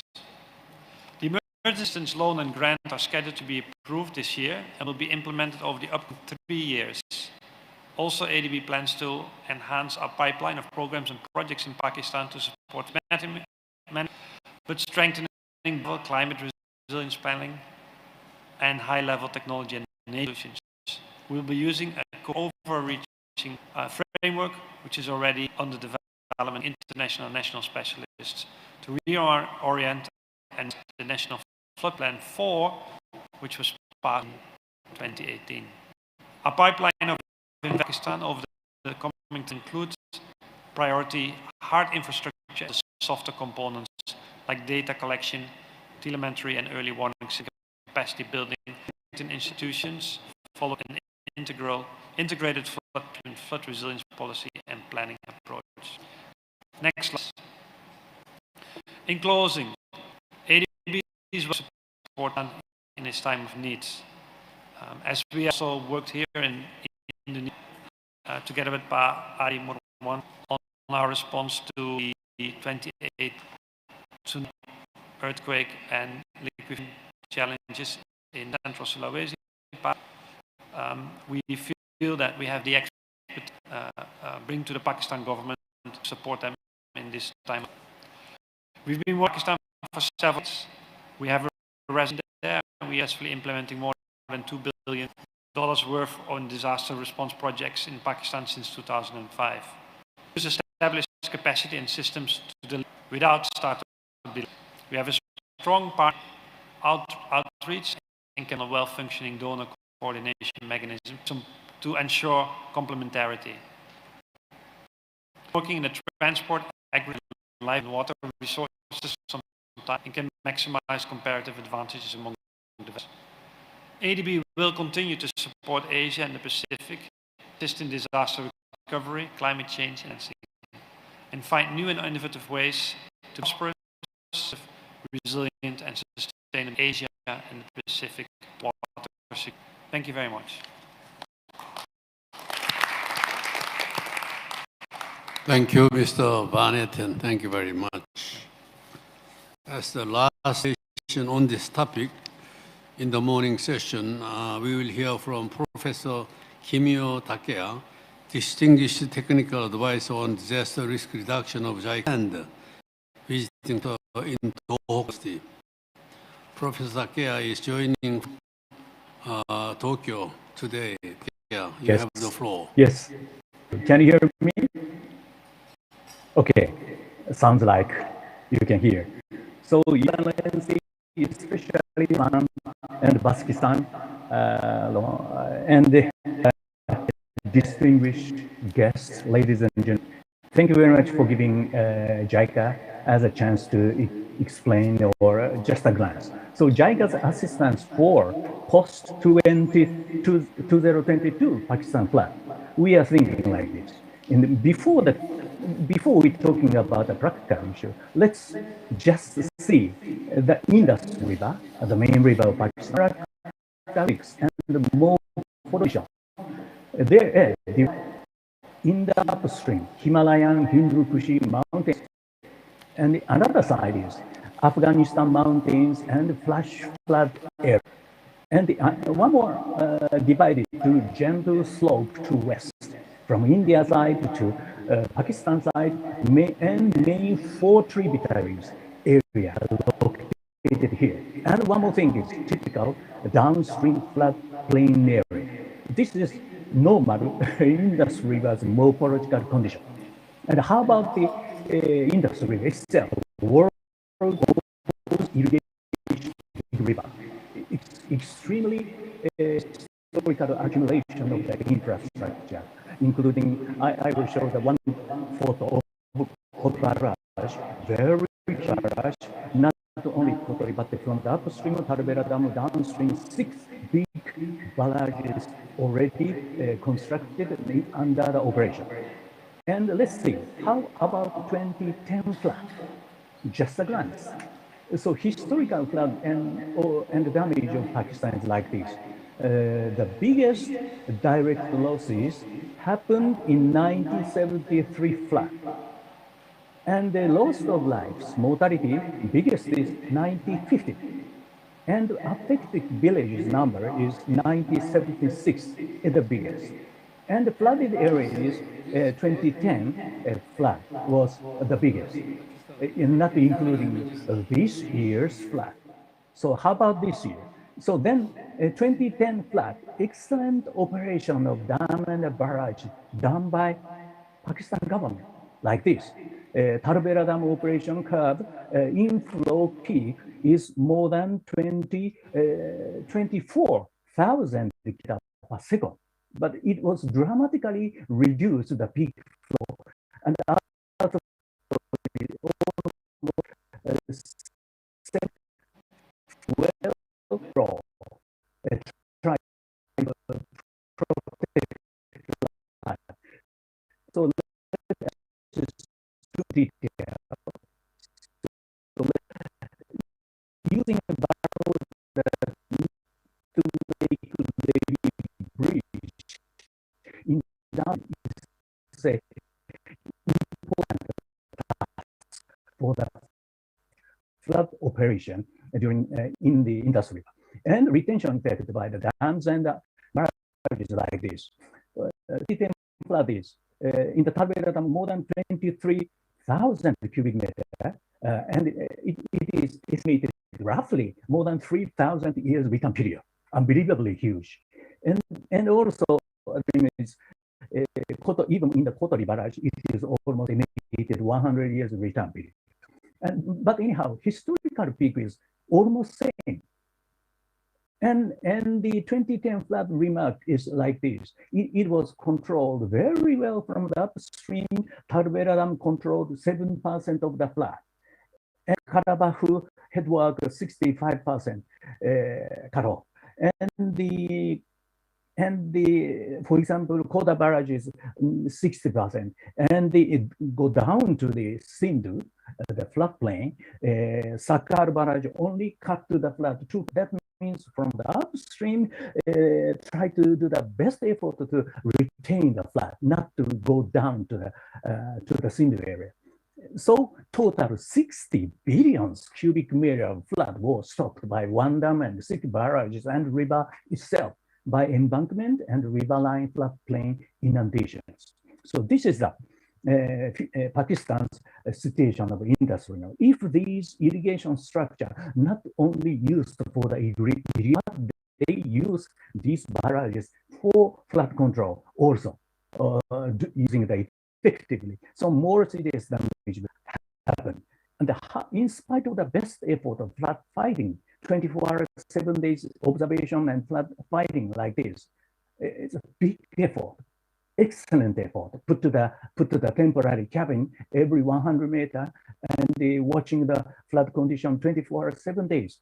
And by the lack of appropriate levee maintenance budget like this, unfortunately, a levee was already eroded before the flood.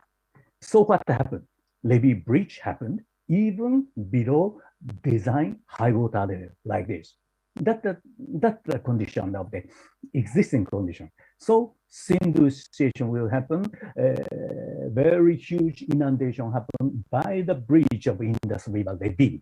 So from bridge point to exit to downstream to the river, more than 250 kilometer, 30 kilometer width. It takes a month or more to reach to the downstream. So flood with Manchar Lake, like this year, a little bit different condition, but and to be released to Indus River by cutting the levee. This is a normal, procedure of the extreme event happened. But the same area inundated by 2020 flood, but cause is quite different. Okay, how about 2022 flood and the differences between 2010 flood? So as I mentioned, characteristics of the Indus River divided into 4. And I want to add one more for this year. That's dry zone. Just downstream of the Indus River and west side is desert dry area like this. This area is very dry, usually. How much dry? It's a heavy rain at the right bank of the Indus River happen this. Usually this zone has 100 millimeter precipitation per year. But unfortunately, 1,500 millimeter precipitation rain happen per month. So 100 millimeter per year. But this year, 1,500 times millimeter happened within 1 month. So every infra systems, including river and drainage system, not prepared for this level of rain. It's extremely heavy rain to the dry zone because of the climate change, because of the wind change. Okay, so scientific assessment is very important. So we are asking best climate change and best river drain, best runoff analysis, and so. For example, this is proposed by the Professor Yamada, Hokkaido University, that southern Pakistan has a larger annual maximum 24 hours rainfall and relatively longer return period than the another area. Already you know. And also, according to his research, many things we are finding. So next, what we should do? So scientific evidence will be needed to judge and plan for the future of this area. Because how about the repeatability of the rainfall? Normal 100 millimeter per year, but suddenly 1,500 millimeter per month. If this happen repeatably or just only for 2020, not happen again. This is a very key factor. So JICA will mobilize best academia and practitioner on climate change to judge and plan for future for this. So how to prepare for the future? JICA's support to build back better Pakistan from flood is like this. We already started a discussion with National Disaster Management Authority, Flood Control Commission, and then so how to prepare for the future. So as I already said, in the upstream, flash flood area, this area always flash flood will happen. Not the rare case. So to select some typical river and make master plan how to control the flood and rehabilitation for flash flood rivers, levees. This is upstream, not the rare case, not the big river, but a small tributary on the mountainside must be prepared for the future event. So this is the upstream case. In the midstream, main river, and this year, fortunately, levee did not breach. But the 2010 levee breached. Even the water level is lower than the design high water level. So still there are huge risk, hidden risk on the levee. So a main river is levee maintenance and operation. This is most important to prepare for the next flood. And downstream, drainage system for the inundation area. You already so easy understand 100 meter per year, but 1,500 meter per month. How to prepare this? So focusing JICA support for reduced disaster risk, we always focusing to Sendai framework. We always act based on the Sendai framework in line too. So we are focusing target C of Sendai framework for disaster risk reduction, which say reduce economic loss, which by the countermeasure of reduce the economic loss, we can simultaneously reduce the mortality. So reduce the economic loss is most important for us, which is the fundamental condition of sustainable development. Unless disaster risk reduction only for the humanitarian issue, we cannot merge or we cannot collaborate with sustainable development goals. So we have the technical assistance already ongoing, update of National Disaster Management Plan, ongoing. And the technical assistance number 2 is modification of the National Flood Protection Plan. We also, fortunately or unfortunately, doing this. And this year, suddenly, unexpected flood happened. And the technical assistance number 3, we are planning to assessment of climate change impact in 2020 flood. Based on these kind of technical evidence, scientific-based discussion, we will try to support in the upstream installation of hydrological observation systems and master plan for the small tributary rivers to prepare for the future. So better flood control system, including eroding river bank and so on. And the main river is inventory of river levee along the river. Looks like this year not reached, but next year I'm not sure. So plan feasibility study for the improve and maintenance of existing levee system, and this by technical assistance. And the upstream is maybe including grant aid support, and in the downstream, planning the execution of the measures to manage frequent inundation. Of course, downstream is frequently happen or not. This downstream portion is most difficult or challenging because every natural condition, drainage or river or drainage system condition is fostered by the 100 millimeter per year level of rainfall. But how to prepare for next? Prepare for 1,500 millimeter per month or just 500 millimeter per month, or this is under discussion. We must start based on the scientific fact and see the future and prepare for the build back better. This is our JICA support for the Pakistan. Thank you for your attention. Thank you. Thank you, Professor Takaya, for your presentation. Although there was a mild problem of hearing, I think I like to commend Professor Takaya for his comprehensive analysis of the flood in Pakistan. I think presentation definitely deepened our understanding of the problems now faced by Pakistan on their problems of flood. Thank you, Professor. Now, I'd like to open the floor for comments from other participants before we break for lunch. No? Yes. Thank you, Chair. I have some questions. And one question is to Mr. Amir, Pakistan. Can you hear? If you can hear, I want to know early warning situation time of the flooding.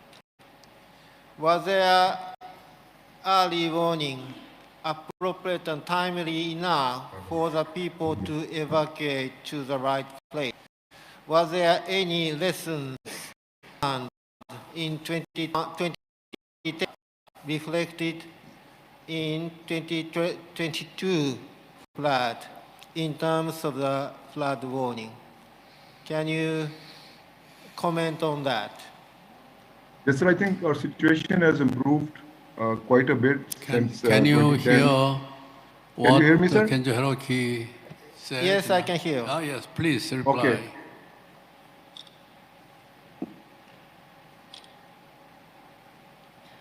Okay, sir, I would like to say that credibly we have invested heavily in the radar systems also within our Met. So we have a 3 to 5 days advance warning for these areas. The Met Department gave a very clear warning that their rains would be unprecedented. They could not pinpoint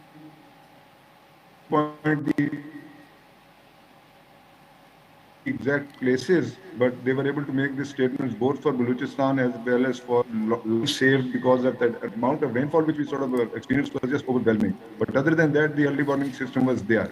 Maybe some of it did not get communicated to the right places because of destruction of towers, because of destruction of mobile systems, because of inability to reach some of the far-flung areas. But the early warning system was in place. Thank you. Thank you very much. Any One other? more. Yes. Thank you very much. The next question is to Prof. Takeya. Thank you for comprehensive and clear analysis of the situation. My question is that I was quite impressed by the strategic plan of JICA. And then in the third phase, you are going to invest in the maintenance improvement of levees, as I understand. But at the same, the task is huge, and a huge investment will be needed. It will be beyond all the bilateral and multilateral cooperation agencies combined. So how are you going to prioritize those rehabilitation plan? And is it enough to prevent the next flood, which can be the same level? Yeah, thank you very much. For the flash flood area, it needs some plan and define and design the floodway or river improvement is needed, but not systematically done since 2010. So mainly capacity building, how to do the flood control must be very important. And this activities. And we can see, even in the one typical river as a one granted or technical assistance. The second is my personal concern levee embankment, because in the 10th flood case, I was working in ADB and I joined to the PDNA and stayed there for a month looking in the main river. And I found it's a very lucky case that protecting the flood because of the levee is very much not maintained well. So from this point of view, many donors want to invest for new structure. Looks like a very, very, how to say, appealing, but very, how to say, Jimmy, very not appealing. But the most important thing is how to operate, maintain existing asset of flood control. So it's a big, huge river levee. So first, we want to make the technical input, how to maintain the river, and how the next is realize the importance of operation and maintenance of the levee, then try push the government to take the budget to spend it. So of course, it's a long year will be needed. But most essential thing is what if once breach happened in the right side or left side, and the downstream of the Pakistan is completely inundated, and more serious damage will happen. And the third point is the dry zone. If dry zone, desert zone, change to Asian monsoon, like an Asian monsoon precipitation zone, it's a big impact. So everything, river, even the river and the drainage system is fit to 100 millimeter rainfall per year. So dramatically, we need a big investment. So land use plan is most important to avoid creating the new disaster risk. So we need more discussion about the Pakistan government and another donors in order to how to get the budget. Thank you very much. Thank you very much. Any other? No? Well, thank you very much for the discussions on flood in Pakistan. There is one more keynote speech by Mr. Abu Amani, Director of Water Sciences Division and Secretary of IHP of UNESCO.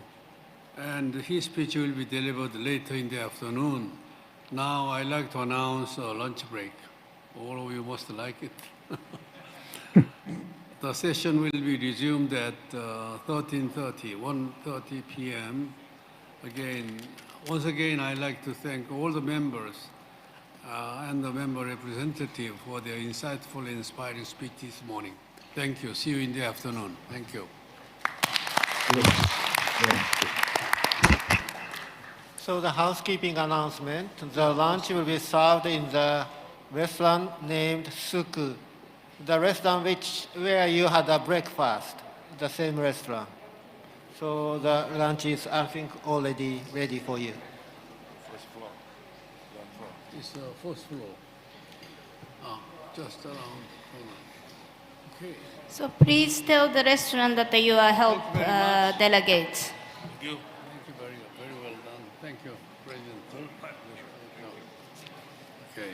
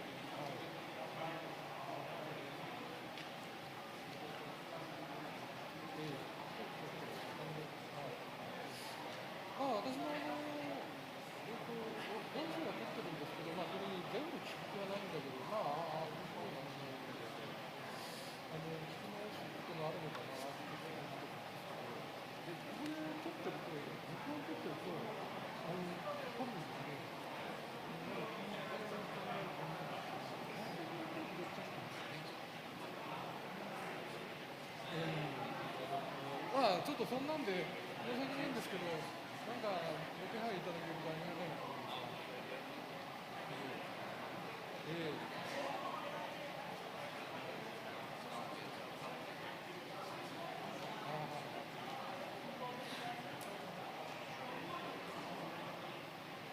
すみません、お願いします。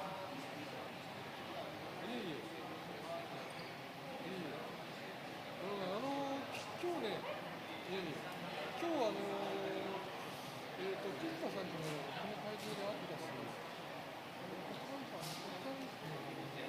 沢さんという方にもちょっとお会いして、雑談と話はしましたよね。そうです。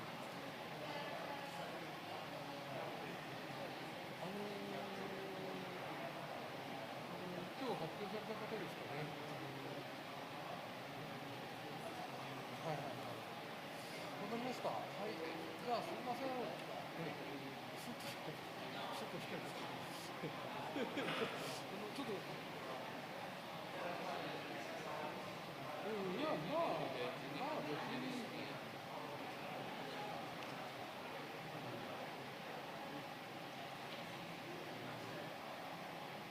久佐野さんですかね。久佐野さんとか、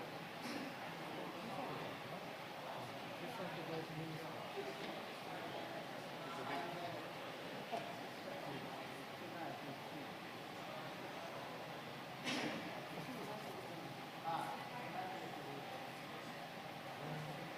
まあ、わかりました。はい。すみません。お願いします。っていうか、まあ、できる範囲で結構ですので。お願いします。はい。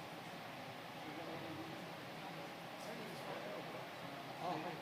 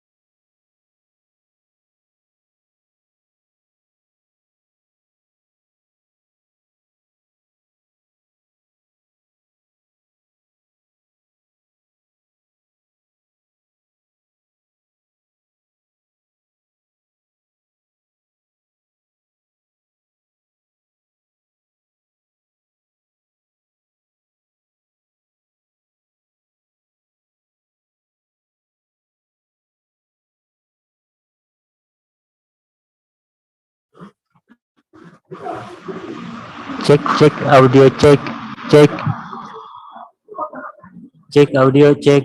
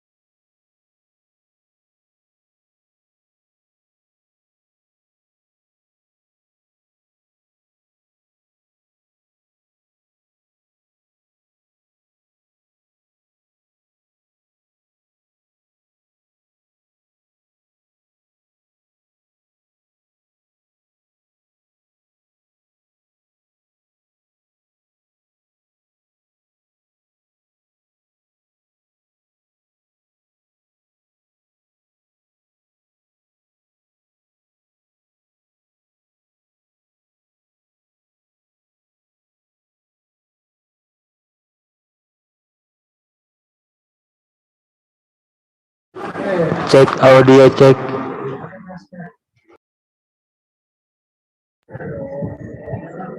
Check audio, check, check.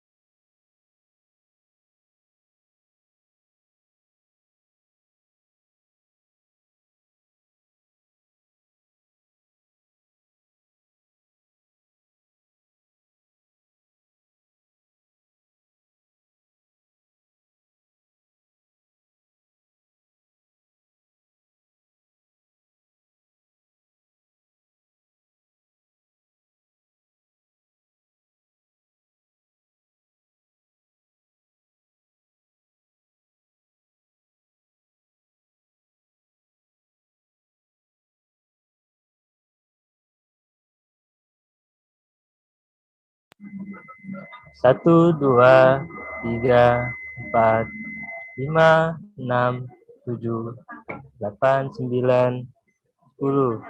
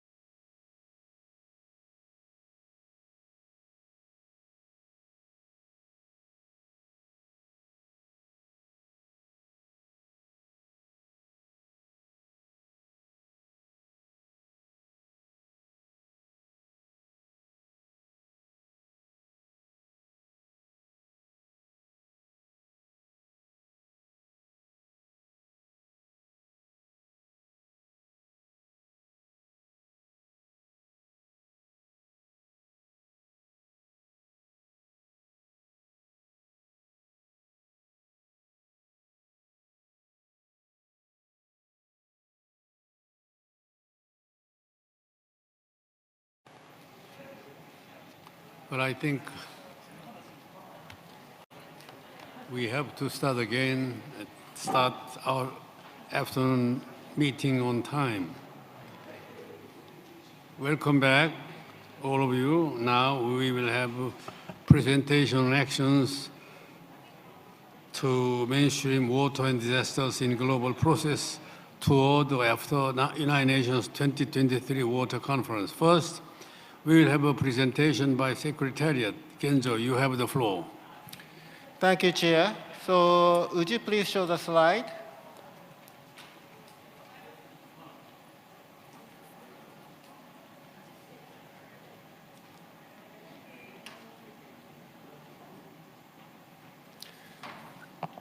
Okay, actions by HELP in 2022 through mid-2023. This is a report and a plan proposal on the last half year and next half year. And we are focusing on connecting water disaster and climate change in both processes and substance. Next. So as you know quite well, the three processes were started for disaster risk reduction on the left from the Sendai framework. The SDGs 6 on the water-related processes and Paris Agreement on the climate change. And if you do nothing, these will go without relation to each other in their own silos. Next. Then the HELP, high-level expert and leaders panel on water and disaster, have been doing a number of efforts to connect these processes through many occasions, starting from the UN Special Session on Water and Disasters, 9th World Water Forum, Asia-Pacific Water Summit, Dushan process, and PrepCon of the 2023 conferences. Now we are even going beyond that through G20 Bali, G7 Hiroshima, and so forth. Next. So these are the water-related global events and intervention of the HELP. On the left-hand side, you see the global events. We have had many events this year, and we'll have many as many in the next years. And in the center, you see the events by HELP. As you can see here, there are a lot of workshops, conferences, sessions which were organized by HELP. And as you see on the right-hand side, there are clear targets and actions by HELP. Next. So this is what happened in the first half of this year, from April to October. So we had an Asia-Pacific Water Summit, and we have the several sessions organized by HELP in the summit. And we had in May global platform, and next World Water Week and the PrepCon. Each of the events had their own sessions. Next. And we had 4 successful sessions in the last 6 months, and we are having 6 sessions and conferences in which we are going to have our own sessions, proposals, recommendations. So we have a lot of busy schedule. Next. So actions by HELP so far in more details. Next. Next. So first we had the Asia Pacific Water Summit, and 5,500 participants, including 18 heads of the state and government, came, as you know quite well. Next. Then the HELP supported creating quite a unique and effective structure of the 4th Asia Pacific Water Summit. And this is how you move. We had a summit by heads of states. They asked clear questions to all the sessions. Those sessions created answers to the questions by the head of the states, and they were integrated by four integrating sessions, and then overall session organized by HELP has integrated all of the answers of the 9 thematic session into one concise form as a chair summary. Next. What happened in the Asia-Pacific Water Summit? We organized a climate change session. This is the mainly organized by our member, ICHAM. Next. And also special session, showcase session that was led quite strongly by Professor Koike, our advisor. Next. Then we also had a special HALB session for the small island states because Asia-Pacific has many island countries. And we have invited a few heads of the state of the area, and also ministerial presentation were given. Next. And the water and culture and peace session was a unique one, because not only because of the high-level speakers, but because of the presentation by young people who did a study on water and culture, and they took their participants to a virtual tour of the world, which tells about the water and water history and culture. Next. And in this session, the principles to foster peace before, during, and after water-related disasters was launched. And this is quite a compact principle, 12 principles that will help countries, stakeholders, and the international community to help foster peace, starting from the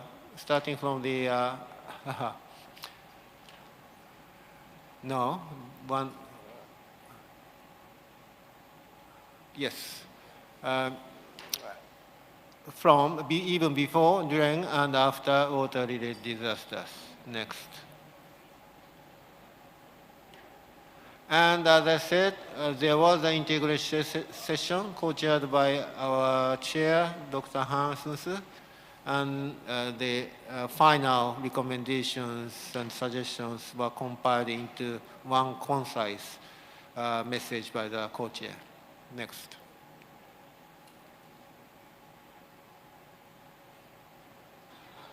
And this is an excerpt from Kumamoto Declaration. As many have cited, the leaders focused the equality-oriented society which has to come after the COVID-19. And then those are represented by 3 keywords that are resilience, sustainability, and inclusiveness. This is what the leaders present, not only for water and disasters, but also for entire society and humanity. Next. And responded to the questions by the head of the states to concretize those quality-oriented society and the path toward the realization of the society. The chair made a summary focusing on governance, finance, and science and technology. By transforming water sectors as well as disaster risk reduction sector, we believe that we can make water help the world moving towards the quality-oriented society. Next. Then water climate change. Important thing is that water climate change and disaster risk reduction are discussed as a key topic for global process, particularly 2023 water conference. This was the message. Next. And in that occasion, the Japanese government has launched Kumamoto Initiative Water, which will be elaborated by our colleague member later. Next.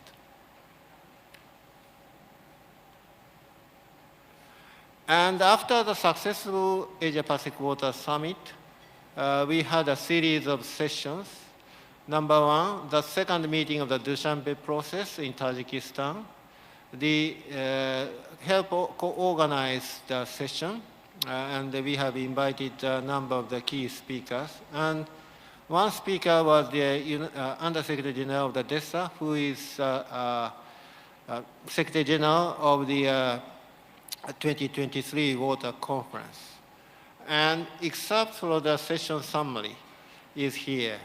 And here UN Undersecretary in the session made a statement saying that member states and stakeholders already show strong interest in water, climate change, and disaster risk reduction as one of the themes for the interactive dialogues in the 2023 Water Conference.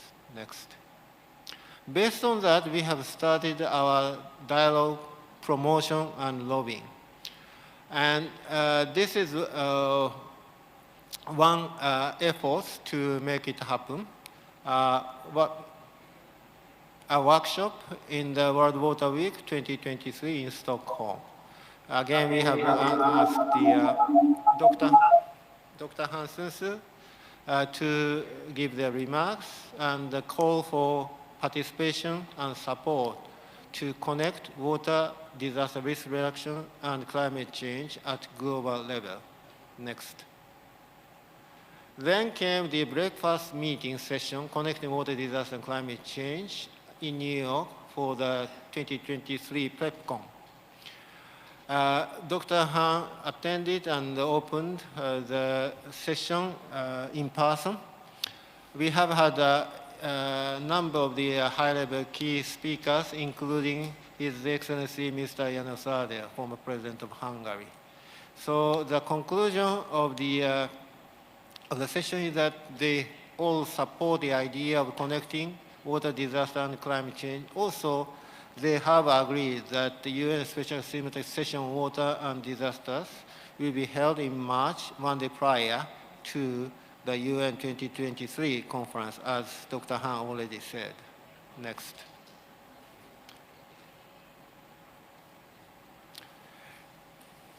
One day after that, the 5 themes of the interactive dialogues of the 2023 Water Conference was formally decided by General Assembly of the United Nations. Here are 5 themes: access to wash, water for sustainable development, water for climate, resilience, and the environment, water for cooperation, and water action decade. And each theme has the sub-themes, as you can see here in the center. Disaster risk reduction is included. So as Dr. Han said, the resilience and disaster risk reduction was included as a main theme of the UN conference related to water for the first time. Next. So, so far so good. Then I'm going to explain about actions we are going to take from now. Next. So these are the, the red letters are the events and the actions by HELP. Starting from the COP27, and tomorrow we are going to have a G20 meeting, special events, and so forth. Next. First of all, let me report you about the details for tomorrow. It will be from 9 o'clock until 5 p.m. And there will be a press conference in between. And the morning session will be started by an official opening taken care by the Indonesian government. And then we ask the opening remarks by co-chairs, Dr. Hansen and Minister Basuki. Then we are going to have a keynote speech by His Excellency Professor Danilo Tuk, and also Mr. Bambang Susantono, and also some video message by Minister Mark Habas, our Vice Chair, and Dr. Amida of the Executive Secretary of the UNSCAP. Then after that, there will be a launch of the message to G20 leaders by His Excellency, by our Chair, Dr. Han. Next. Then there will be an afternoon session. There are 2 parts of the sessions. First, high-level panel discussion focusing on recover stronger from impacts of the COVID-19 climate change and disasters. And there are 7 speakers who already agreed to speak. And then some of the members are from our HELP colleague members. Then there will be a second part that will be focusing on the city of Nusantara, as titled Nusantara Sustainable and Resilient New Capital of Indonesia. And we will have the number of speakers again from the attendance here. Next. Then there will be a closing. Next. So at your hand on the table, you have the help message to G20 leaders. This was reported to be created at the time of the previous help meeting in Kumamoto. And then the Secretariat started to draft it, and it was submitted at the occasion of the workshop with the help members, advisors, and partners in Stockholm in August. We have a very good suggestions, opinions, and revisions. And as a result of that, we have created a message on the table before you. And how to deliver it to G20 leaders? We are thinking 4 parallel ways. The first is the announcement of this G20 message at G20 special event tomorrow. As I explained in the agenda of the meeting, Dr. Han will be asked to announce it. Then there will be a conference afterwards tomorrow at 11 o'clock. And then again, the message will be distributed together with the explanatory note to the media who are invited from international and domestic group.